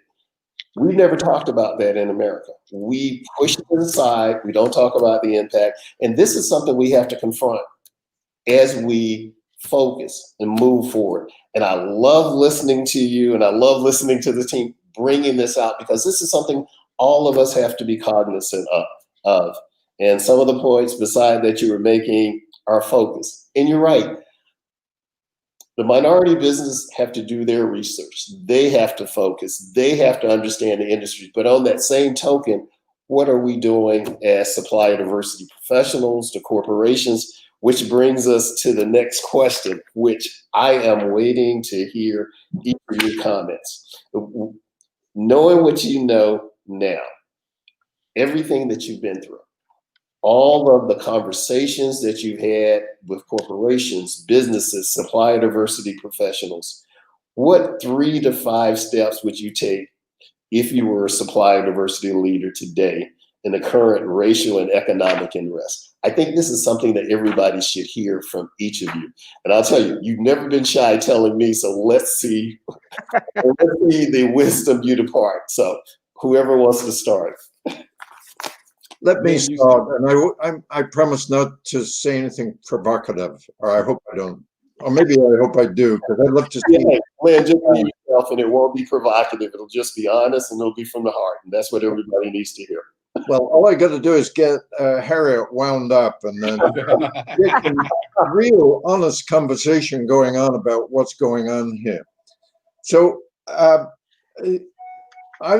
been discontent with the way we measure success in terms of supplier diversity. We tend to focus on diverse spend, and I want to focus on impact, not spend, to say, what difference does it make if you're a corporation, say you're $1 billion roundtable corporation, are you really making a difference in Black and brown communities? Or have you found a clever way to achieve results that technically pass muster in terms of audited spend? Or are you really, really, really making a difference? So when I go into communities, and I'm going to try not to use specific examples, but when I go into communities, I look at what is the health of the community, the economic health, especially where mostly Black is where I end up, but brown to relatively little Asian communities.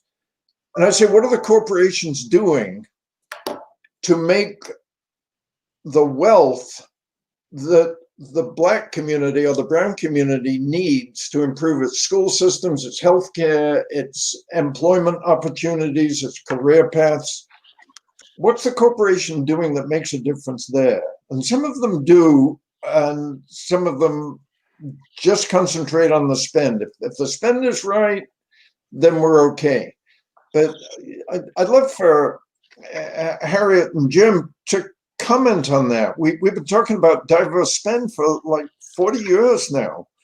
And I want to know about community impact. And the reason I'm focused on that is perhaps because I work with a lot of Native American communities where you have a reservation economy. But that's not different from going into Milwaukee or Detroit or South Central LA and saying, what is the local community? What's the wealth generation? Not among the richest 1%, but among the people who live there. How do we generate jobs and career paths and local success and role models? Can we get the metric different in our lifetimes? Is that going to happen? Probably not. Well, go ahead. One of the ways, one of the things we could look at is it is always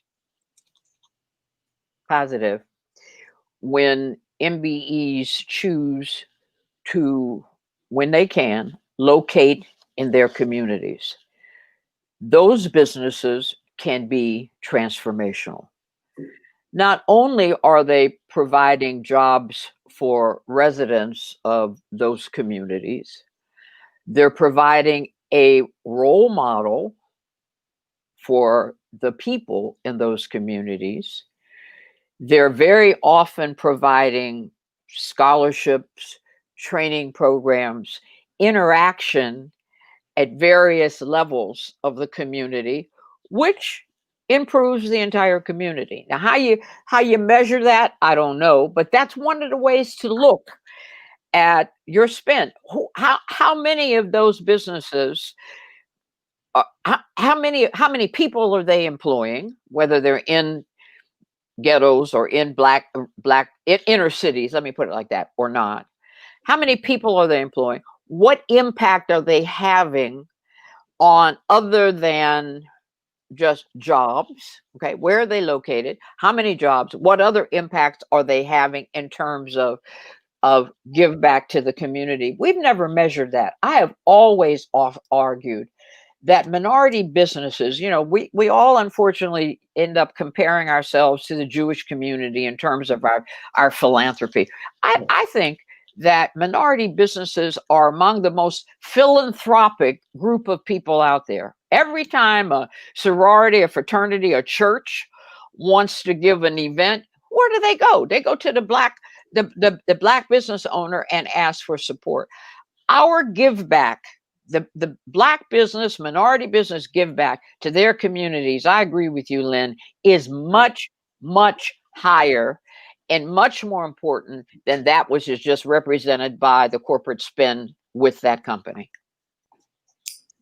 The only thing I would add, look, I got my three things, but I think you're right about the impact. And I think, Len, when we started working with Michael Fershant at the University of Washington, and we started working with him on the national program for JP Morgan Chase, I think the metric he initially had was how many universities can we involve? And then through discussion, we said, no, the real metric should be impact. So I'll take my hat off to Michael and to JP Morgan Chase for saying impact is the key. And I think we take our eye off that. But the three things that I would suggest, maybe it's four, I don't know, is one, I think we all have to study the new corporation. Yeah. And that is so serious. And the new corporations, because I'm still at BCG, I was part of McKinsey and all like that. Corporations have changed over time. And if we don't do our homework and study the new one and can really define what the new, and maybe we do it by industry because it might change by industry, then we're making a serious mistake. Because what we're doing is using our same old approaches, which is the second thing we're gonna do, dealing with that given, you got to change your approaches and your strategies and your tactics based on the new corporation. And I think too often we're using the same tactics, the same strategies that we used 20 and 30 years ago. And I think what forces this is that we got to set really higher goals. And I always like stretch goals. I liked it when I was an entrepreneur. I like it when I've been a consultant. But I'm just saying, we don't want to live in an incremental way. And what do I mean by that? I mean, just saying if your budget for the Mission Council was X, or the budget was for the Miami Conference was Y, let's say, hell with it. Let's double it. Let's double the finances we're going to get into this. And the more money we have in our councils, the more powerful we're going to be, the better people you can hire, the better research you can do, the more educational training. Then we work back from those goals. And I think as long as we look at it, we're going to get 5% more. We're running out of time. We're running out of time. And I think we have to do that. And we all have to work to support each and every council.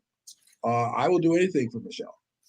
Anything. She says she wants to triple it, I will try and work with Michelle to triple it. But I think we got to think bigger. And I think the last thing that we don't do often enough within every major corporation is find out who are the brothers and the sisters and the white people of goodwill who believe in us, who believe in trying to do the right things, and really invest a lot of time in knowing who they are. That's right. Their histories, what their approaches are, what turns them on, what rewards they do. And when we get these good people, be it a tier firm like at Lear or something like that, make sure they're rewarded. Make sure they're protected. Make sure that they get, when you get in that room with that CEO, you bring up their name. Ray Jensen, and for better or worse, is still, I think, the only executive who's in the Hall of Fame. Ray worked well with us. He was part of a team working with us. But the best thing about Ray, he listened to us, Harriet. He followed us. And because he did, he affected change within Ford, and Ford became the first company to do $1 billion. So I think that there are these Black and brown and white people within corporate America that we have to know, we have to support, we have to eulogize, we have to do and bring them up, because they're going to be the warriors who are going to be the change agents in major corporations. But I think what I'm really saying, we got to change our whole mindset on what we're going to do differently in light of this. And we only have this one reflection. I can say this categorically. We will never have another reflection like this around minority business or Black people before I die. That's right. We can't let it go to waste. Nope. I'm sorry, I'm preaching. I don't want to preach. Hey, none of you are preaching. What's in your mind and what's in your heart. And these are things that everybody in this audience needs to know. As we're talking about that, and I'm just taking notes, and I love this. I love every time I interact with each of you. Are we measuring the right things? We talk about spend. We don't talk about development enough, as you said. Right. We talk about impact. Are we seeing that growth? Are we, as supplier diversity professionals, and this is something I tell people, if you're scared to lose your job, you're not going to do an effective role in that position, because you have to push the envelope, and each one of you have imparted that wisdom to everyone. And I love it that we have to think differently. We can't use the same tactics that we've used years ago.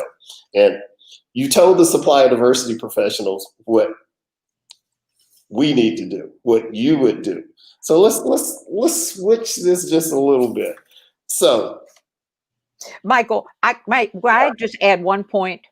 Yes, supplier diversity professionals cannot be afraid to pick or identify winners and losers among the suppliers that they're using.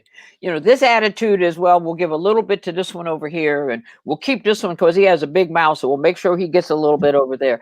If their program is going to be successful, I love what Jim said about identifying internal champions, board members as well. Although supplier diversity professionals can't necessarily go to them, but many corporations, because of these statements that they made after the George Floyd killing, have these statements of commitment. The supplier diversity professional really needs to plug into that, and not a challenging way, but certainly in a way that says, I believe that we can help this company meet its objectives of that statement. And board committees that are looking at racial and justice and equity, they can be a good friend. You look at among your suppliers and say, all right, we have 250 minority suppliers. They're not of equal quality, all right?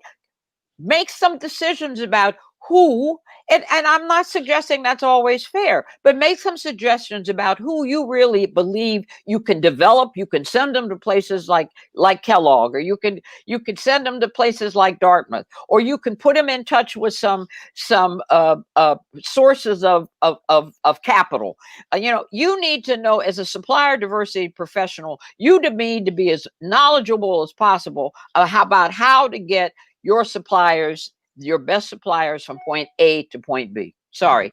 No, there is nothing to be sorry about, because that's the central point. And each of you have said this in a certain way. The supplier diversity organization has to be aligned with that corporate strategy. They have to know what that strategy is, and they have to be able to say, here's the value add I bring. Right. If you're not bringing value, if you can't just demonstrate that it's sustainable, then you're a passing fad, and that's where we lose traction. And I applaud you for saying this, and I've often said it too, that as a supply diversity professional, you can't be afraid of any minority business owner going to your CPO, going to your CEO. It's relationship building, and if it provides them an opportunity, I say go for it, because that's what we're here to do, to provide opportunity. And Michael, as I'm talking right now, I got to say, I don't know if they think it's conflict of interest, but why aren't you in the Minority Business Hall of Fame? You have been there so long. You've had an impact on me. No, I'm serious. I mean, you've had an impact on me. You've been a quiet warrior when things you didn't like. You didn't bring IBM to the table. When you thought IBM was going to do the right thing, you did it. And so I'm doing my vote. I think I got Len's vote and I got Harriet's vote. So, okay, I don't know. I don't control nothing in the council, but that's what I'm putting on the table. Hey, each of you know me. I don't need the fame. I don't need the glory. I'm like each of you. If I can make a difference and make an impact in the community, in the business, that's all I need to know. Hey, but Jim, thank you, and I'll pay you that $20. Okay. We talked about, like I said, the supplier diversity. So let's turn the table a little bit now. What's the best advice that you would offer for MDEs? How do they continue to move forward? How do they continue to grow? How do they become a strategic partner and grow from being that regional to a certain extent? And I'm expanding to a national, global, because each one of you have been involved in that to a certain extent. So what would be your advice to the MDEs? My advice, quickly, I'm going to turn it over to my honored buddy, but I'd say read our book. I mean, I'm serious. And I'm not saying to sell books, because Len and I know we don't get no money from Stanford. But I'm just saying it's there. It is there. All you got to do is read it. And the best thing when we hear people saying, yeah, I read that and everything you said I agree with. I'm just saying it's there. Now, we can give our 2 cents right now, but we put in years of knowledge and research to be able to write that book. And I think the book is still there. It still can be purchased. And I'm saying it's all there in the book. And I just think, and I say it in my lectures, and I said it earlier today, there are only about 4 or 5 things any corporation should do. And that is do your research, get a strong team. And I always say this, get people around you who are smarter than you are. Absolutely. Okay. Accept technology and don't run away from it. Accept equity. And Harry, we're going to talk about the growth initiative maybe, but Harry, we went through hell to get that thing passed. And you really went through hell to get it passed. Nobody used it. The sad thing about the growth initiative to get equity into the game was we said, this is where you got to do it. You got to get some people, got some big money to put institutions, could be individuals, could be fronts. And people didn't use it. The sad thing is that nobody did their homework. The people who used the growth initiative got rich or richer. We can name them, right? Why didn't we have 100 people? Because I think people of color have a tendency not to embrace equity. They will go to debt. Debt will kill you. I don't care what it is. If you don't, automotive is a good example of that. We started seeing these companies. That's how we did this thing. Harry and I did it in 1985 because we saw when there were dips in the economy and auto were not selling, everybody got hurt, including the minority businesses, because they didn't have any equity. So it was all debt. So embrace debt, use debt. Obviously, hopefully we can get more venture capital into it, and get more people seeing the growth of minority businesses, the potential, but get equity partners. It gives you strength. Well, too many MBEs are too proud of owning 100% of their company. I knew you were going to say that. Without understanding the value of taking on equity. Just a point of information is that NMSGC is, as we speak, reviewing the qualifications for the growth initiative. They have to stay current in terms of market trends and that sort of thing. So within the next, I don't know, several months, I would think that new guidelines are going to be released. And I hope the councils do an aggressive information and education program around it, so more minority businesses will feel more comfortable in applying for minority what is it? Minority owned status. What's the other minority controlled? I'm sorry, status under the growth initiative. But you're right about that, Jim. The other thing is, I would just say to MBEs, it ain't enough to keep up.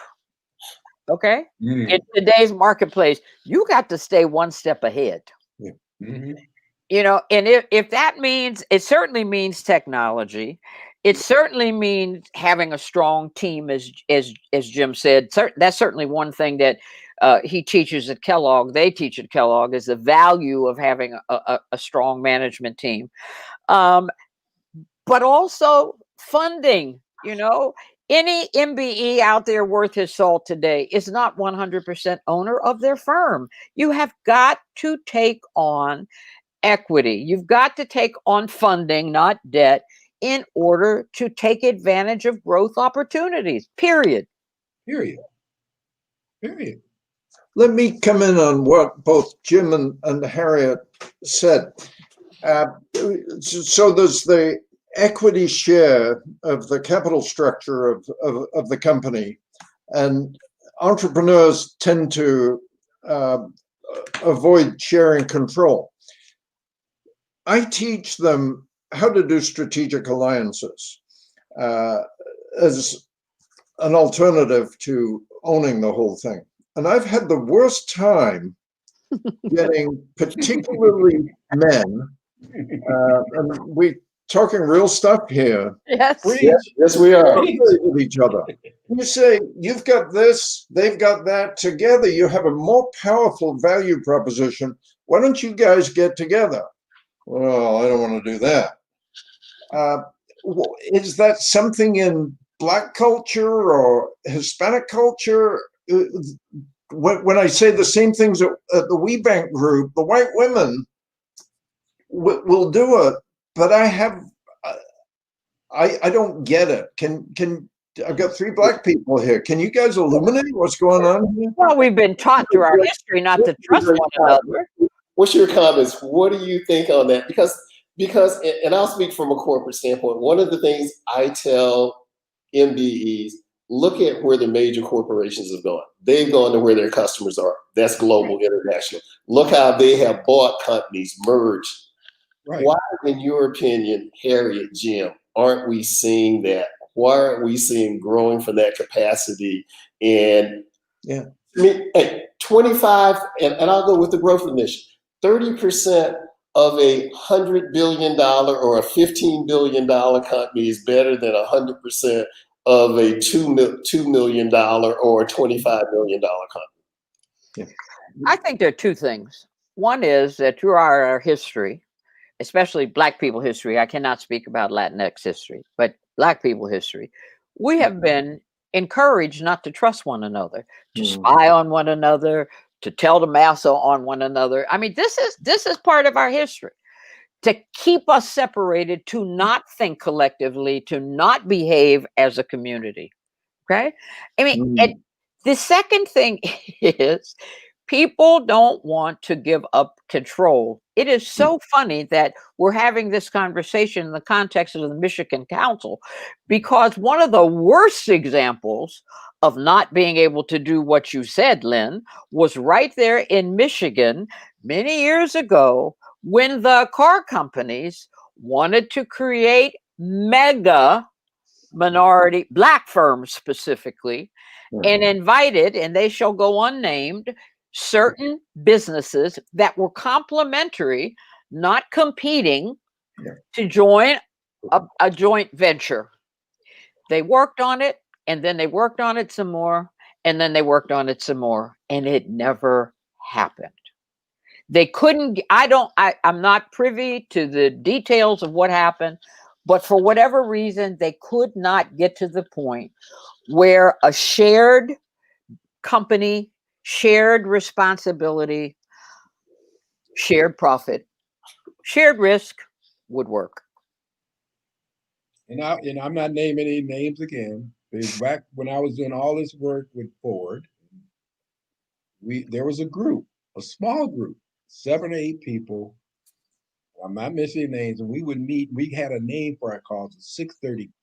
We'd meet once a month, put all of our expertise, our knowledge, our Rolodexes together to try and come up with deals that we could all benefit from. We did not do one. We had 12 meetings. We did not do one deal. Yeah. It really comes down to, if you had to oversimplify, Len, each one of us were the captains of the football team in our earlier lives, and we enjoyed the status of being the captain of the football team. And you have to sometimes say, you can't be the captain. Maybe you be the blocking back, maybe the tackle, but we all work together as a team. We can all win, but we could never get those 8 or 9 people with the captain of the football team. And for me, that was one of the saddest things, because that was during the heights when Harriet was jacking up sales, getting into CEOs, making them feel good, giving them awards, and everybody was ready. We could not do one deal. Well, the deal that Kuttner was proposing was hundreds of millions of dollars. I mean, it was massive. It was massive, and the money was left on the table. That was perhaps in my years at NMSGC, that was probably the biggest miss, the saddest thing that I recall happening, because it could have created real wealth, real opportunity, real impact on communities if it had gone through. I was in a meeting with the president of Procter & Gamble. There were these 2 companies, and I won't mention the name, but there were 2 companies, and it was a perfect fit. One was good at certain things, the other guy was good at the other. One guy, Andy Young, was in the room with the president of Procter & Gamble was going to do the deal. We couldn't get them 2 brothers to do the deal. Yeah. Anyway, here, not just me. But it's No. sad. And I think Harriet's point is, let's just don't let it go, because I think it is so important. And as I try and deal with the complexity of what we're dealing with now, and and I said it in the book, I say crabs in the barrel, and people say, all right, you can't say that. You can't say that. I said, come on. If you don't think that powerful people since the beginning of time don't know that we fight like crabs in the barrel, you're crazy. They invented it. They invented it when they were coming getting slaves from Africa. They had tribes fighting tribes. It goes back that far. Wow. So we all got to light our own candles. We all got to demonstrate that we can work together, but we cannot be blind to the fact that this has been part of our culture, as Harriet said, for over 400 years. So, Len, it's not a good answer. It's not a neat answer, but I think Harriet's absolutely correct. But it ain't too late, and I think it's important and incumbent on us who are leaders or who write books, who get on to really hammer on over and over, we have to work together. And I've already, even right now, I mean, I'm dealing with young consulting firms, young minority consulting firms. I'm going to give them everything I know. I'm not going to start James H. Lowry and grow it up to 55 or 100 people. That's over. But I would be remiss if I did not share with them and work with them, like you said, in a strategic partnership way. And when people ask me, I say, no, I don't have a big firm anymore, but I do have these people. And we're working together. Some were my students at Kellogg, some were not. I met. That is what we have to do. And I said, and when I do this, it's not because I'm trying to be humble like that. I'm just saying that's a reality. These kids know more about many things I don't know. And they have technological skills I don't have. They have connections I don't have. And Harriet, and I say it in a negative but positive way, we are still children of the civil rights movement. So we bring in this kind of putting out, we're going to be protective, and we're civil rights fighters. Some of these kids are not civil rights fighters, but they care. They do care. So they're able to work in cultures probably easier than we can, but we can work at the higher levels better than they can. We have to have intergenerational wisdom exchange. And I think that is important for minority business, but I think it's important for our whole culture and our whole society. And I will say this now, and I say it again, every time I talk to a CEO and like that, I said, don't just think it's just for us. You're doing it for your company, but you're doing it for America. And all you guys on the Business Roundtable, they started working on this even before George Floyd. I have to give credit. And I'll give Jamie Dimon credit. But I said, this is for America. We're going to have a majority of our people in a very, very short time. And as we're talking about, we've been in this for 40 years. We're talking about in 20 years, the majority of the people in America are going to be brown and black. Yeah. They're going to be brown and black. So unless we solve this together, we're going to have a serious problem in America. So what we got to do is get it right. And I will say this to them, and I know I'm doing my thing, but listen, America, you take Ford, you take automotive. Henry Ford, he had terrible history dealing with he was anti-Jews, and he showed, he wrote about it, but he changed America from the way we did business. He changed America people in Kellogg changed the way they ate cereal. These entrepreneurs made America great. We have to get more Black and Browns entrepreneurs and give them the opportunity, like Harriet said, to make America greater. And if we get the ball, just like we did in baseball, like we did in basketball, like we're doing in music, like we're doing everything, we will make America better, and you will benefit. Your family will benefit. Your corporations will benefit. Your grandkids will benefit. If you don't, you're going to have a price to pay in 20 years. So, as I said, I love this conversation. And one of the things you had mentioned was it may not, to Len, and your response back to him, Jim, it may not be the correct answer as we were talking about why partnerships, strategic alliance aren't developed. I disagree. I think it was the right answer, because if we don't face what's happening, you can't resolve it. To thine own self be true. You have to evaluate the issue and then make a resolution to it. We have a couple of things I do want to alert the audience to, because we're running out of a little time. And I do have one more question for the panel, but I do want everyone to know that the panel, excuse me, ends at 11 o'clock. And we have an option where we'll continue on to Facebook Live for questions, answers, with these icons, with these individuals. And I love looking at y'all and using the word icons, because to me, you are. And I think each one of you know that. And I want to make one more announcement to each of you before I ask this other question. And I got it directly from the Central Studio, and it's a key item that they wanted me to bring up. And I love it. Michelle wanted you to know that she spoke this morning from the heart. And however, from speaking from that, she forgot to do one thing. The MMSDC is grateful for having each of you, not only for sharing your wisdom, but for the legacy that you have created and how impactful you have been to minority communities.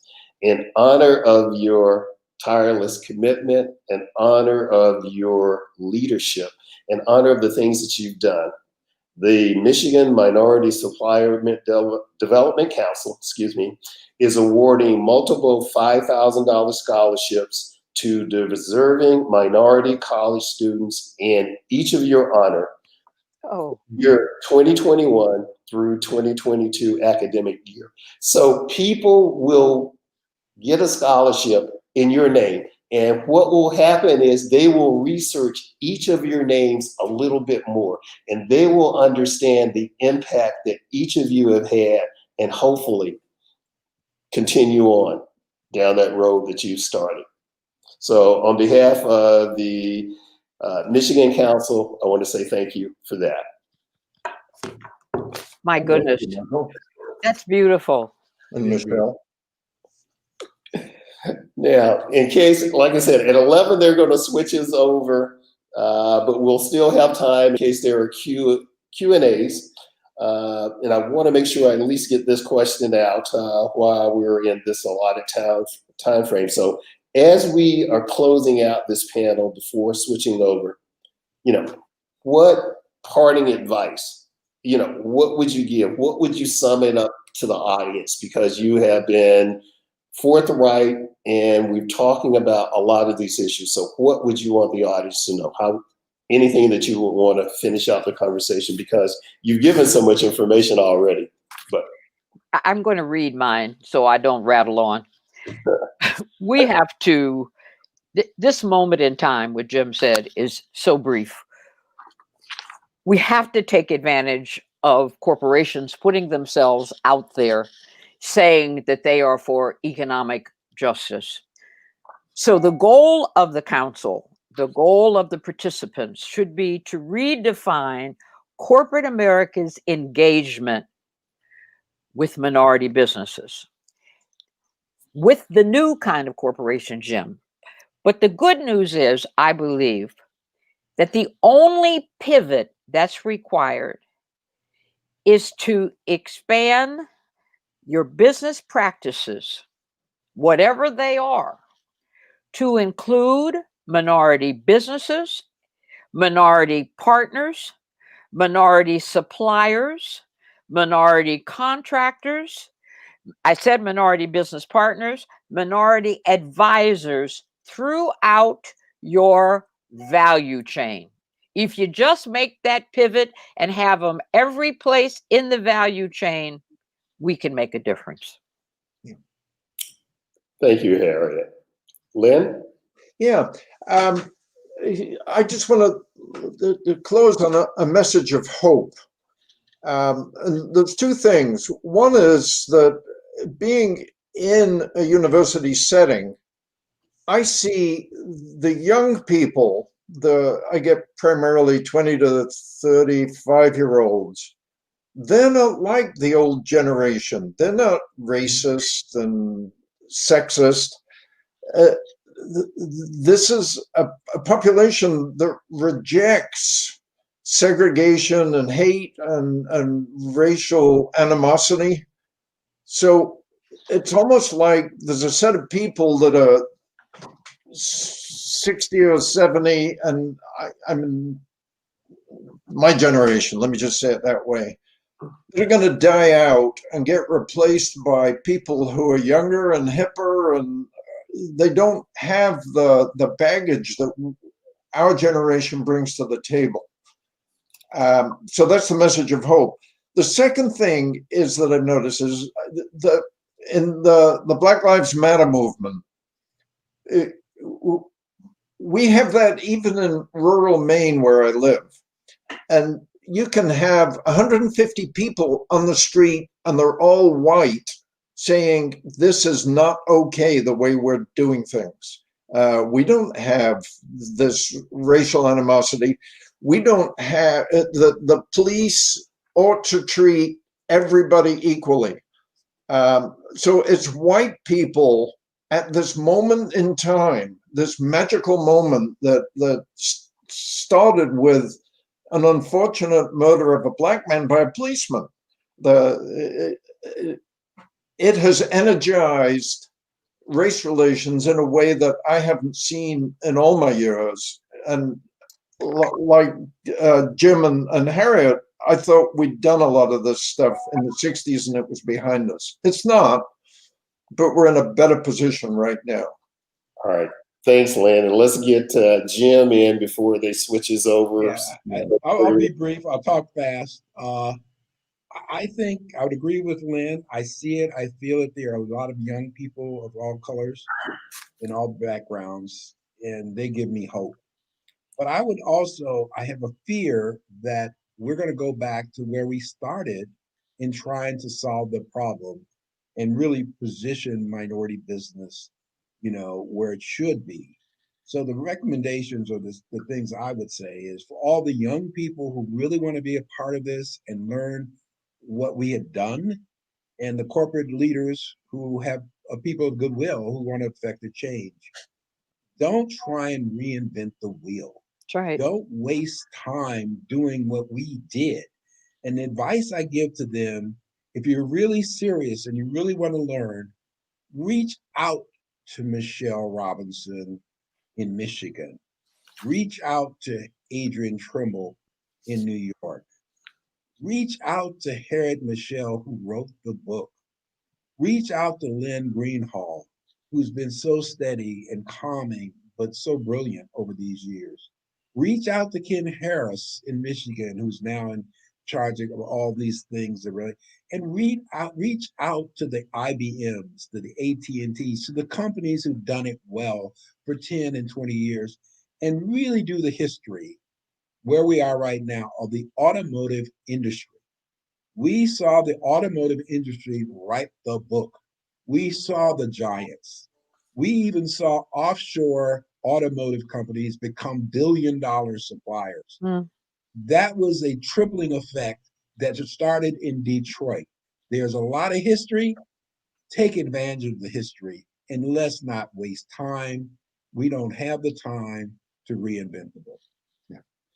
Hey, words of wisdom from each of you. Thank you so much. I know the SDC appreciates everything that you've done. I appreciate the wisdom. I appreciate just being a part of this, seeing each of your smiling faces again. And one of the things, the tragedies of COVID-19 is you don't get to travel anymore, and I don't get to engage with each of you like we used to do. Yeah. So thank you. And I know that we're supposed to be switching over now, so we'll see if we have any Q&As from the audience, or also, is there anything, we're supposed to be on Facebook Live now. Feel free to ask, they're asking for questions, or is there anything else that any of you would want to share? I got a question. Sure. Hey, Len, you want to write another book? I was thinking maybe you'll take this on the road. We should. We should. You should write another book. All three of you should write a book, though. There is so much collective wisdom here. And one of the things, as you were talking about, getting businesses to partnership and alliance, to create alliances, the information that you have can lay seeds for generations to come. And I truly mean that. And you don't want that wisdom to go to waste. I feel the urgency of now, though. I'm so afraid that this moment is going to slip away in so many ways, and we will not have made the commitment to do what we need to do. I'm very, very afraid of that. You can already see it. If you look at the various and sundry statements that the corporations have made, what and who's going to be there to see that they live up to that? Yeah. I'm really worried about that. Yeah. Yeah. Yeah. A statement of intent, but not a plan to achieve. Yeah. I love that statement, as was mentioned earlier, and I think it was Jim. If you think you're going to achieve 15%, commit 20%, have that stretch goal. You have to push yourself. You have to push the organization, and everybody's involved. You have to, and the words that you put out, define who in the organization is committed and bring them in, create those alliances. Stroke them, stroke them. Give them an in-house plaque, if that's going to make them feel good for being a champion of minority. AT&T used to do that, by the way, as well as some other organizations.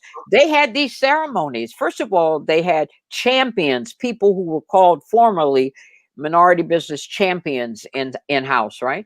And those people, their responsibility was to oversee throughout the corporation to make sure that things were happening positively for minority businesses. But you're amazed how grateful people are when a buyer somewhere in West Paducah, manages to bring in a supplier that, went from zero to being significant in that particular region. And you give that person a plaque, and boy, you have inspired him or her to go out and double or triple their efforts. I mean, it's some of this stuff is just simple. It's not, I think we make it more complicated than it needs to be. Jim, what you said about let's not reinvent the wheel. I always said in NMSCC, the thing that I wanted to say to corporations, just do for your minority suppliers what you do for your best white suppliers. You give them technology. You find them the financial resources. You put people on their shop floor to help guide them through new procedures. If they just did that, if they just treated minority suppliers the way they treat the full encompassing of minority suppliers into their businesses, the way they do their best suppliers, 3/4 of it would be solved. Yeah. I just finished writing a draft for Don McNeely's magazine. And the title of the article is A Rippling Effect of Effective Entrepreneurs. And it's not just being a model for the corporation and being a good supplier and growing your business. I don't think we give enough time and energy to really talking about the Janice Howards, not so much how much money she made, but what has she done with her money? Oh my God, yes. AT&T. And I mean, we don't paint the picture of this entrepreneur who is not only running a business, pushing that truck up the hill with a rope, but they're also never forgetting where they came from. Yeah. And all the different touches that they do in our community. And Harry, you had the same problem. I've had the same problem. Everybody and their mother comes to you.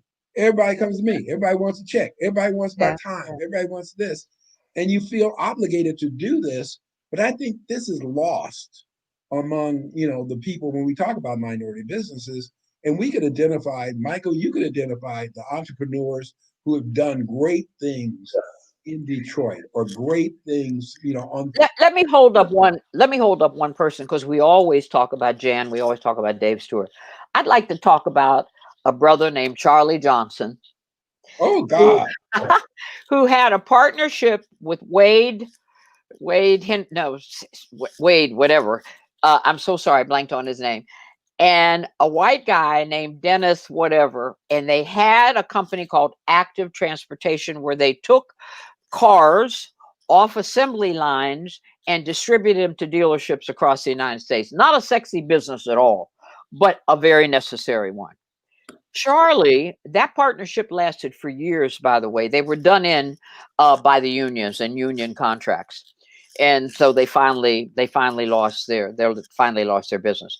But Charlie, being a graduate of Johnson C. Smith, rebuilt the football stadium at Johnson C. Smith University. He was a pro ball player before he went into business. But still, he built a brand new football stadium at Johnson C. Smith University. We never hear about people like that. Well, let me tell you the real story on this one. This is part of Black history. The real story is that the guy who owned a trucking transportation was a guy named Jerry Wexler. And Jerry Wexler is a friend of mine, was a friend of mine from Chicago, very rich Jewish guy. And the governor of Kentucky said, we have a basketball coach that they're trying to steal from the University of Louisville. Can you set him up in a business? His son is Alan Henderson. Alan Houston. Plays for the Knicks. Houston. Alan Houston. So Alan Houston's dad was the reason that the call was made to Jerry Wexler in Chicago. Jerry Wexler calls me up. I call up Ray Jensen, and I said, they want to do this thing. Can we do it? That's how that business was created. Wow. That's how it was created. And I remember we gave them consulting on how to get the traffic going both ways. They were making money one way, but they were, so we did the consulting on that deal. The best thing about this story, Harriet, is when Jerry died, they bought Jerry Wexler's transportation company, and that's how they grew. Right. So this is a classic example on how it's all about what you know and I know. It's about relationships. Right. So I think a lot of minority businesses got to understand the power of relationships. And I say it because I was at McKinsey, I learned all this stuff. The more powerful the relationship, the faster you can grow. Yep, you're right. You're right. I hate to interrupt. We received our first question as we were talking about this, and it's from Anonymous. And it says, first, thank each of you for your service and sharing all that you did today. The question for each of you is, what's next? Oh, for each of us? For you. We're on Facebook Live. I told you we were moving over, just having a general conversation. And that's the question from someone who's still listening to us. What's next for each of you? Well, for me, I mean, I was very honest. I have never been ever been this busy in my life, with people reaching out to me, both within and outside of BCG, trying to deal with this reflection. So for me, I'm going to still continue. I'm working 7 days a week. I'm working an average of 6 or 7 hours a day. I don't know how long I'm going to be around, so I got to make as great a contribution within major corporations, within BCG, within the consulting industry, that, you know, because I'm going to be honest again. I'm the same person. I did all this stuff. So there might have been a year or two. I never starved, but I never got the attention that I'm getting now. So I have no other choice. I can't retire. My daughter wants me to retire. I can't retire. I can't even be good at being a semi-retired person. I have to. I fail. I'm terrible. But every day I get up and I feel I got to light the candles. And as many candles as I can light, I'm going to light them. That's it. No, I understand. Well, I tried to retire, and I was pretty good at it for a long time. When I left NMSDC, I said that I wanted to make sure that I gave my successor space to operate, and without feeling I was breathing down her neck or looking over her shoulder. But in the last few years, things have changed dramatically with the organization. They have changed in the whole proposition between minority businesses and corporations.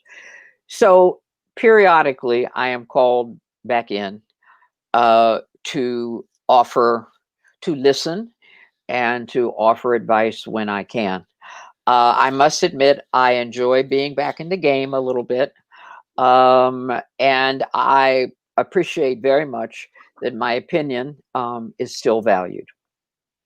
Harriet, I've never seen you be so understated in your lifetime. I'm just trying. I'm listening to this. I said, "Who is that? My girl?" I said, I'm trying. Well, what I am doing though, is I do I'm part of a weekly radio show. Now it's on public radio in New York, not the public radio station, but a college station where we have a pretty decent listenership. And I am able once a week to expound on my second passion, which is politics. There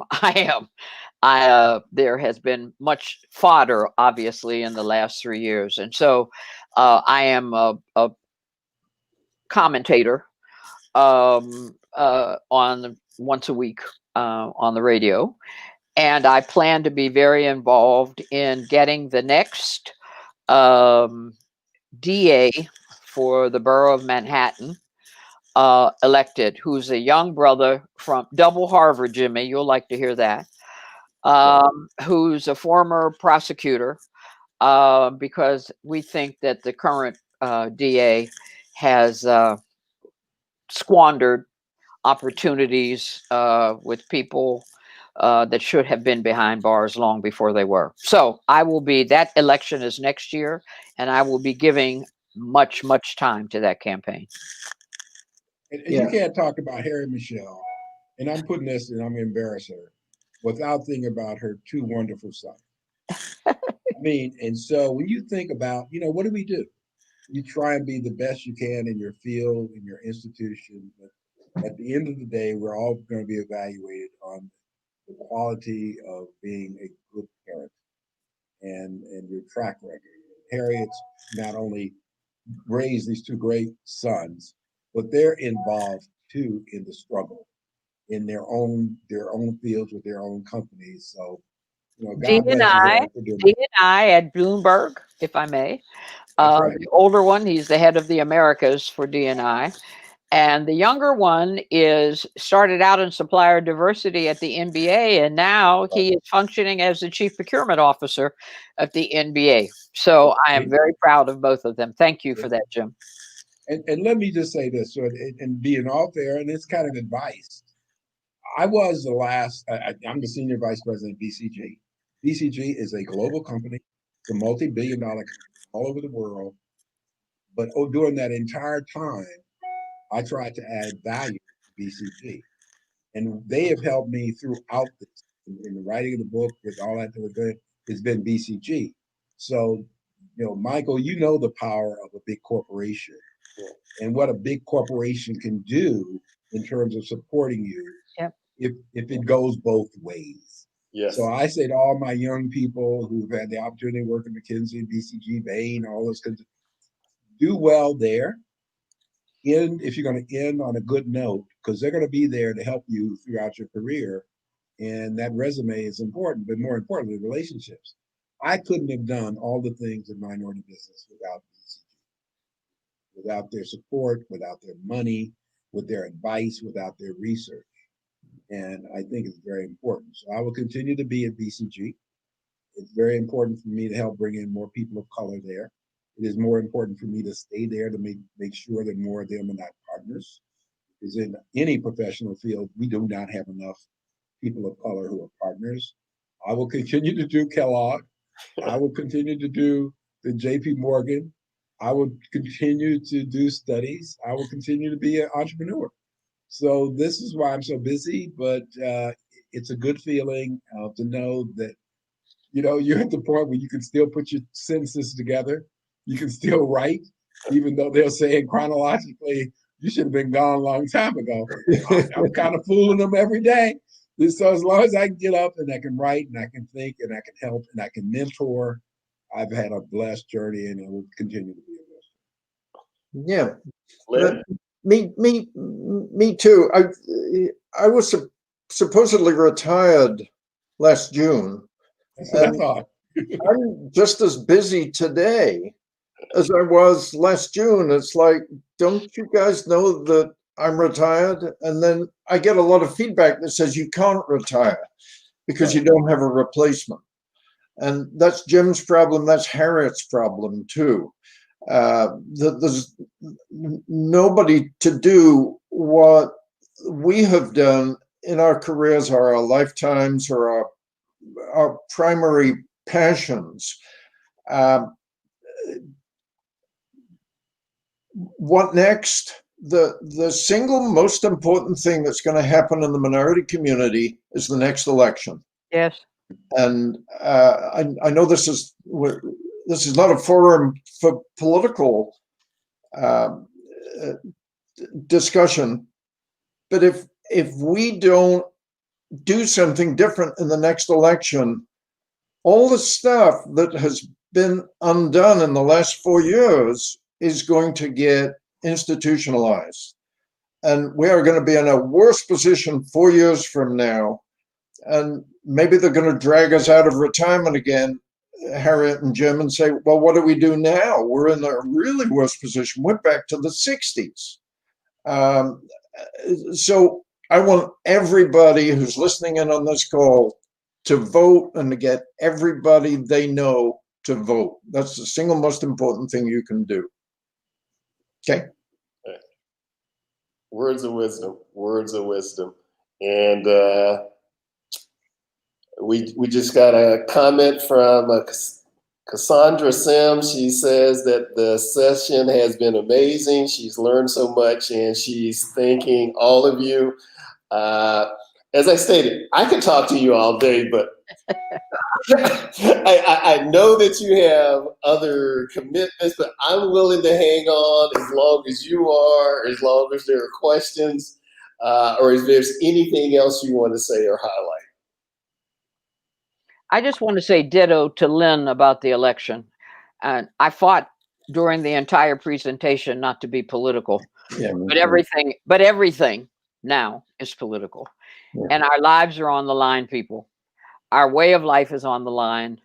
Our passion to assure that people have a place in this society is on the line. Our very democracy is on the line. Yeah. We have got to get out and vote. I agree with that comment. If you look at the last election, I believe it was less than 50% of those who were eligible to vote voted. That is an atrocity. For what we have here and the change and the impact that you make, everybody should be voting. And I remember afterwards, I had people coming to me and say, what do you think about the election and everything? And I won't get political on it, but my comments to them were, did you vote? And when they said no, I said, I don't want to talk to you. Yeah.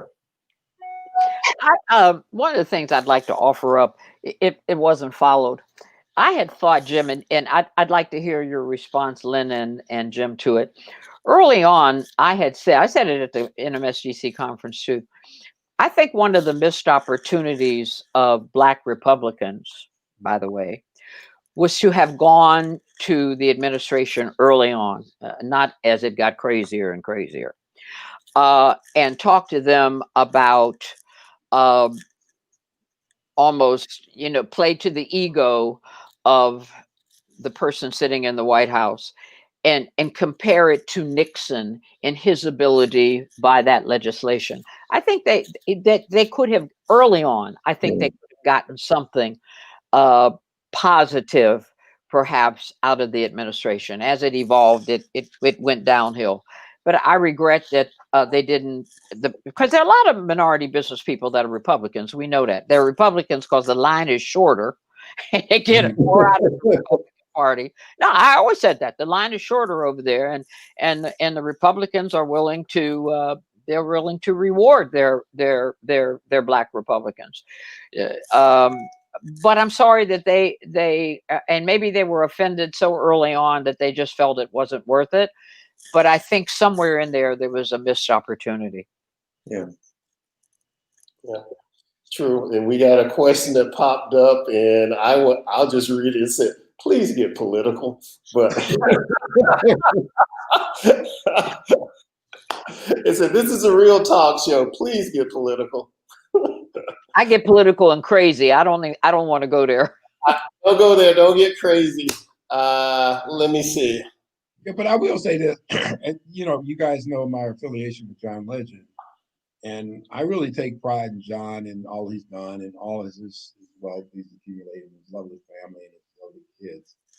But I take the greatest amount of pride in him on his nonprofit, Harriet, that he's spending his own money and getting other people money and focusing on DAs around the country, progressive DAs, because he realized early on that many of the DAs who are not in our best interest Exactly. have held us back, punished us, et cetera, et cetera. And he said, okay, I can do a lot of different things. I can do stuff in Africa. And he did. He's financing a village in Tanzania. But really, when he reflected on it, he said, now, where can I use who I am and the money I can raise and go? And then he does. He goes around the country. He will have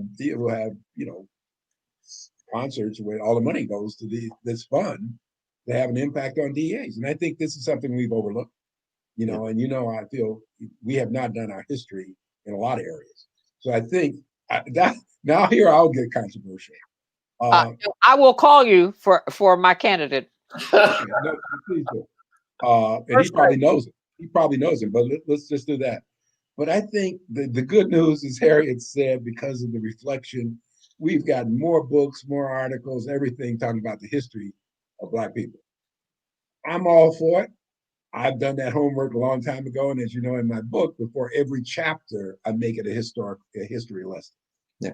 Because I think it's so important. But I think we got to spend more time on the solutions, because we'll get lost in going back and dealing with, the plan. Yeah, I think we got to go there. We got to educate. But if we spend all of our time and energy and all of our bright kids, and one of the things I said in the book, when I did my research, I was shocked to see historically Black colleges and on major universities, how little time has been spent on minority business and the history of business. That is a disservice to many of our young people. Yep. And I don't know how we do it. Len's had his program. We've had our program at Kellogg. But I think every year there's X number of kids going into academia who really want to know more about Black business. They want to know. A lot of people don't know about Tulsa. They don't know about Roseland. And they want to know it. But more importantly, where are our educators, our professors, who can be the Len Greenhalghs, who can say, let's talk about business. Let's talk about what happened. Who were the business leaders in Tulsa? What kind of businesses they own? And what were the things what brought about why white people slaughtered Black people in Tulsa?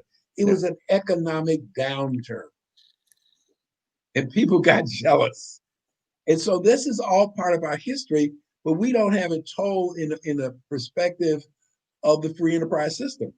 And I really feel that we've been, and Michael went back at Bed-Stuy back in those days, and I was going on 25, 40, when I was at McKinsey, people used to talk bad about me for wearing a three-piece suit.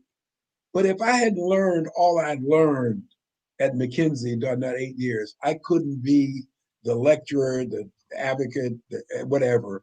They taught me about the free enterprise system, the good, the bad, and the ugly. They told me about good capitalism. They told me about bad capitalism. But we got to get more into it. Len, this is more you. And I'd love to get your response. How do we get more kids going to 4-year schools, historically Black or non, to really understand the free enterprise system so they can operate more effectively in it? Bah!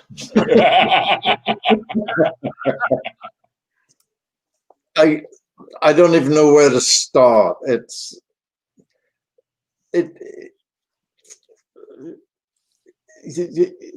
To answer your question, I'd have to spend a lot of time explaining the culture of academia. And yeah, I can't give you a quick response to that. I'd have to think about it, and I don't know. I struggle all the time keeping the program viable at the Tuck School and in Europe and everywhere else. And that alone, to have the initiative to make a difference in the lives of Black and brown people, that's a full-time job for me. Just keeping it alive, because it's not a priority of most educational systems. And it's not just the Ivy Leagues where I spend most of my time. I've had a lot of problems with the HBCUs. It's like, let me not go there. Okay, I don't want to go there. It's a good question. I just don't want to go there now. Hey, I'm a little shocked. You don't want to go there, but as always, we respect that. But I'll say sometimes in some of those things, we just have to get out because we don't have these discussions.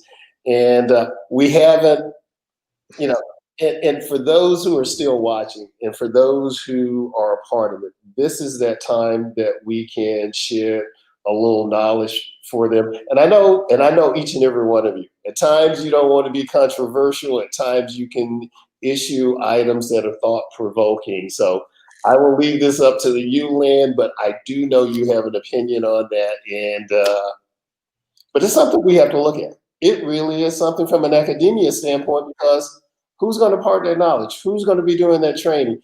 Who's the next Lowry? Who's the next Harriet Michel? Who's the next Len Greenhalgh? Because these are important things if we are really going to take that next phase and continue on. It is. And Harriet, I will say this, very sincerely. You should write your book about Harriet Michel. Yeah. I mean, part of why no, seriously, because No, if you know that my older son harangues me daily about just that. God bless him. I mean, because I didn't write it because of ego. I wrote it because so many of the people at Kellogg and other places where I've had, they said, you've given us all these insights, you've given us all these stories, and your history is different. You were the first Black. What was it like at McKinsey? So I said, I gotta write it. I had to do it. I was working full time. I had to do it. My brother Len endorsed it. But I did it not for me, but to share what I had learned in my travels. Yeah. You should do the same. Len should do the same. I mean, because you have unique stories. Right. I mean, I know the hell that Len has gone through to keep that program at at Dartmouth. I know the hell he's gone through. And the games, like he had to shake his head. Academia, he kind of summarized it, because I've been on Grinnell College's board for 40 years. I know about academia, and I know the games are being played in academia. And so when he just said, "Oh God, it's gonna take that to just," but when you tell your story, Len, about what motivated you to do it, here's this British guy in New England taking on, but the civil rights. Because I remember you talked about the civil rights movement. I remember you were the one who did the dedication in our book. And I use it always, but it was Len that said, we're dedicating this book for the men and the women who gave their lives in the civil rights movement. It was Len that came up with that. So it started with him in the South, Michael, you introduced him. But there's a story, because there should be more Len Greenhalgh. But Len, you should tell your story, which is different from Harriet's. But Harriet, you got to write your story. Yeah. And I ain't scaring you, because you're younger than I am. Not much, but you're younger. Not much. And the only thing I'm seriously, and it's all, just us talking. And I'm seeing my friends around me who were dying. Okay, yeah. They were dying. And I said, I can't take it to the grave. And you should not take it to the grave. And Len, you should not take it to the grave. Yeah. I agree with you on that, Jim. To whom much is given, much is expected. Yes, and each of you, and I'll just say this, and I said this and I know we haven't gotten any more questions, and I know we're going to end this in a second, but I just want to follow up and say one more time. I love each and every one of you, respect each and every one of you. I have learned so much. There is a time where we should close our mouths and listen and be dedicated and make commitments. Each of you taught me how to do that. And that's something I will say, as someone in the supply diversity profession, I have a concern for it today. I really do. I have a certain concern for the commitment. I have a concern for people who are in it for personal gains. I have concerns for people who think it's one thing. And I'll just say this, a party, but it's not. It's a struggle. It's a struggle. It's a struggle. And I have learned this from each of you, and I've dedicated the things I've learned to put back. So thank you. Thank you. Thank you. Thank you, Michael. Thank Thank you. you, Jim and Harriet. I love being on this panel with you. It was lovely. Hey, thank you. Thank you on the part of Michelle and the whole group. All right. As soon as we can travel, I'll be seeing you. Okay. All right. Take care. Take care. Love you. Thank Love you. you guys. Bye-bye.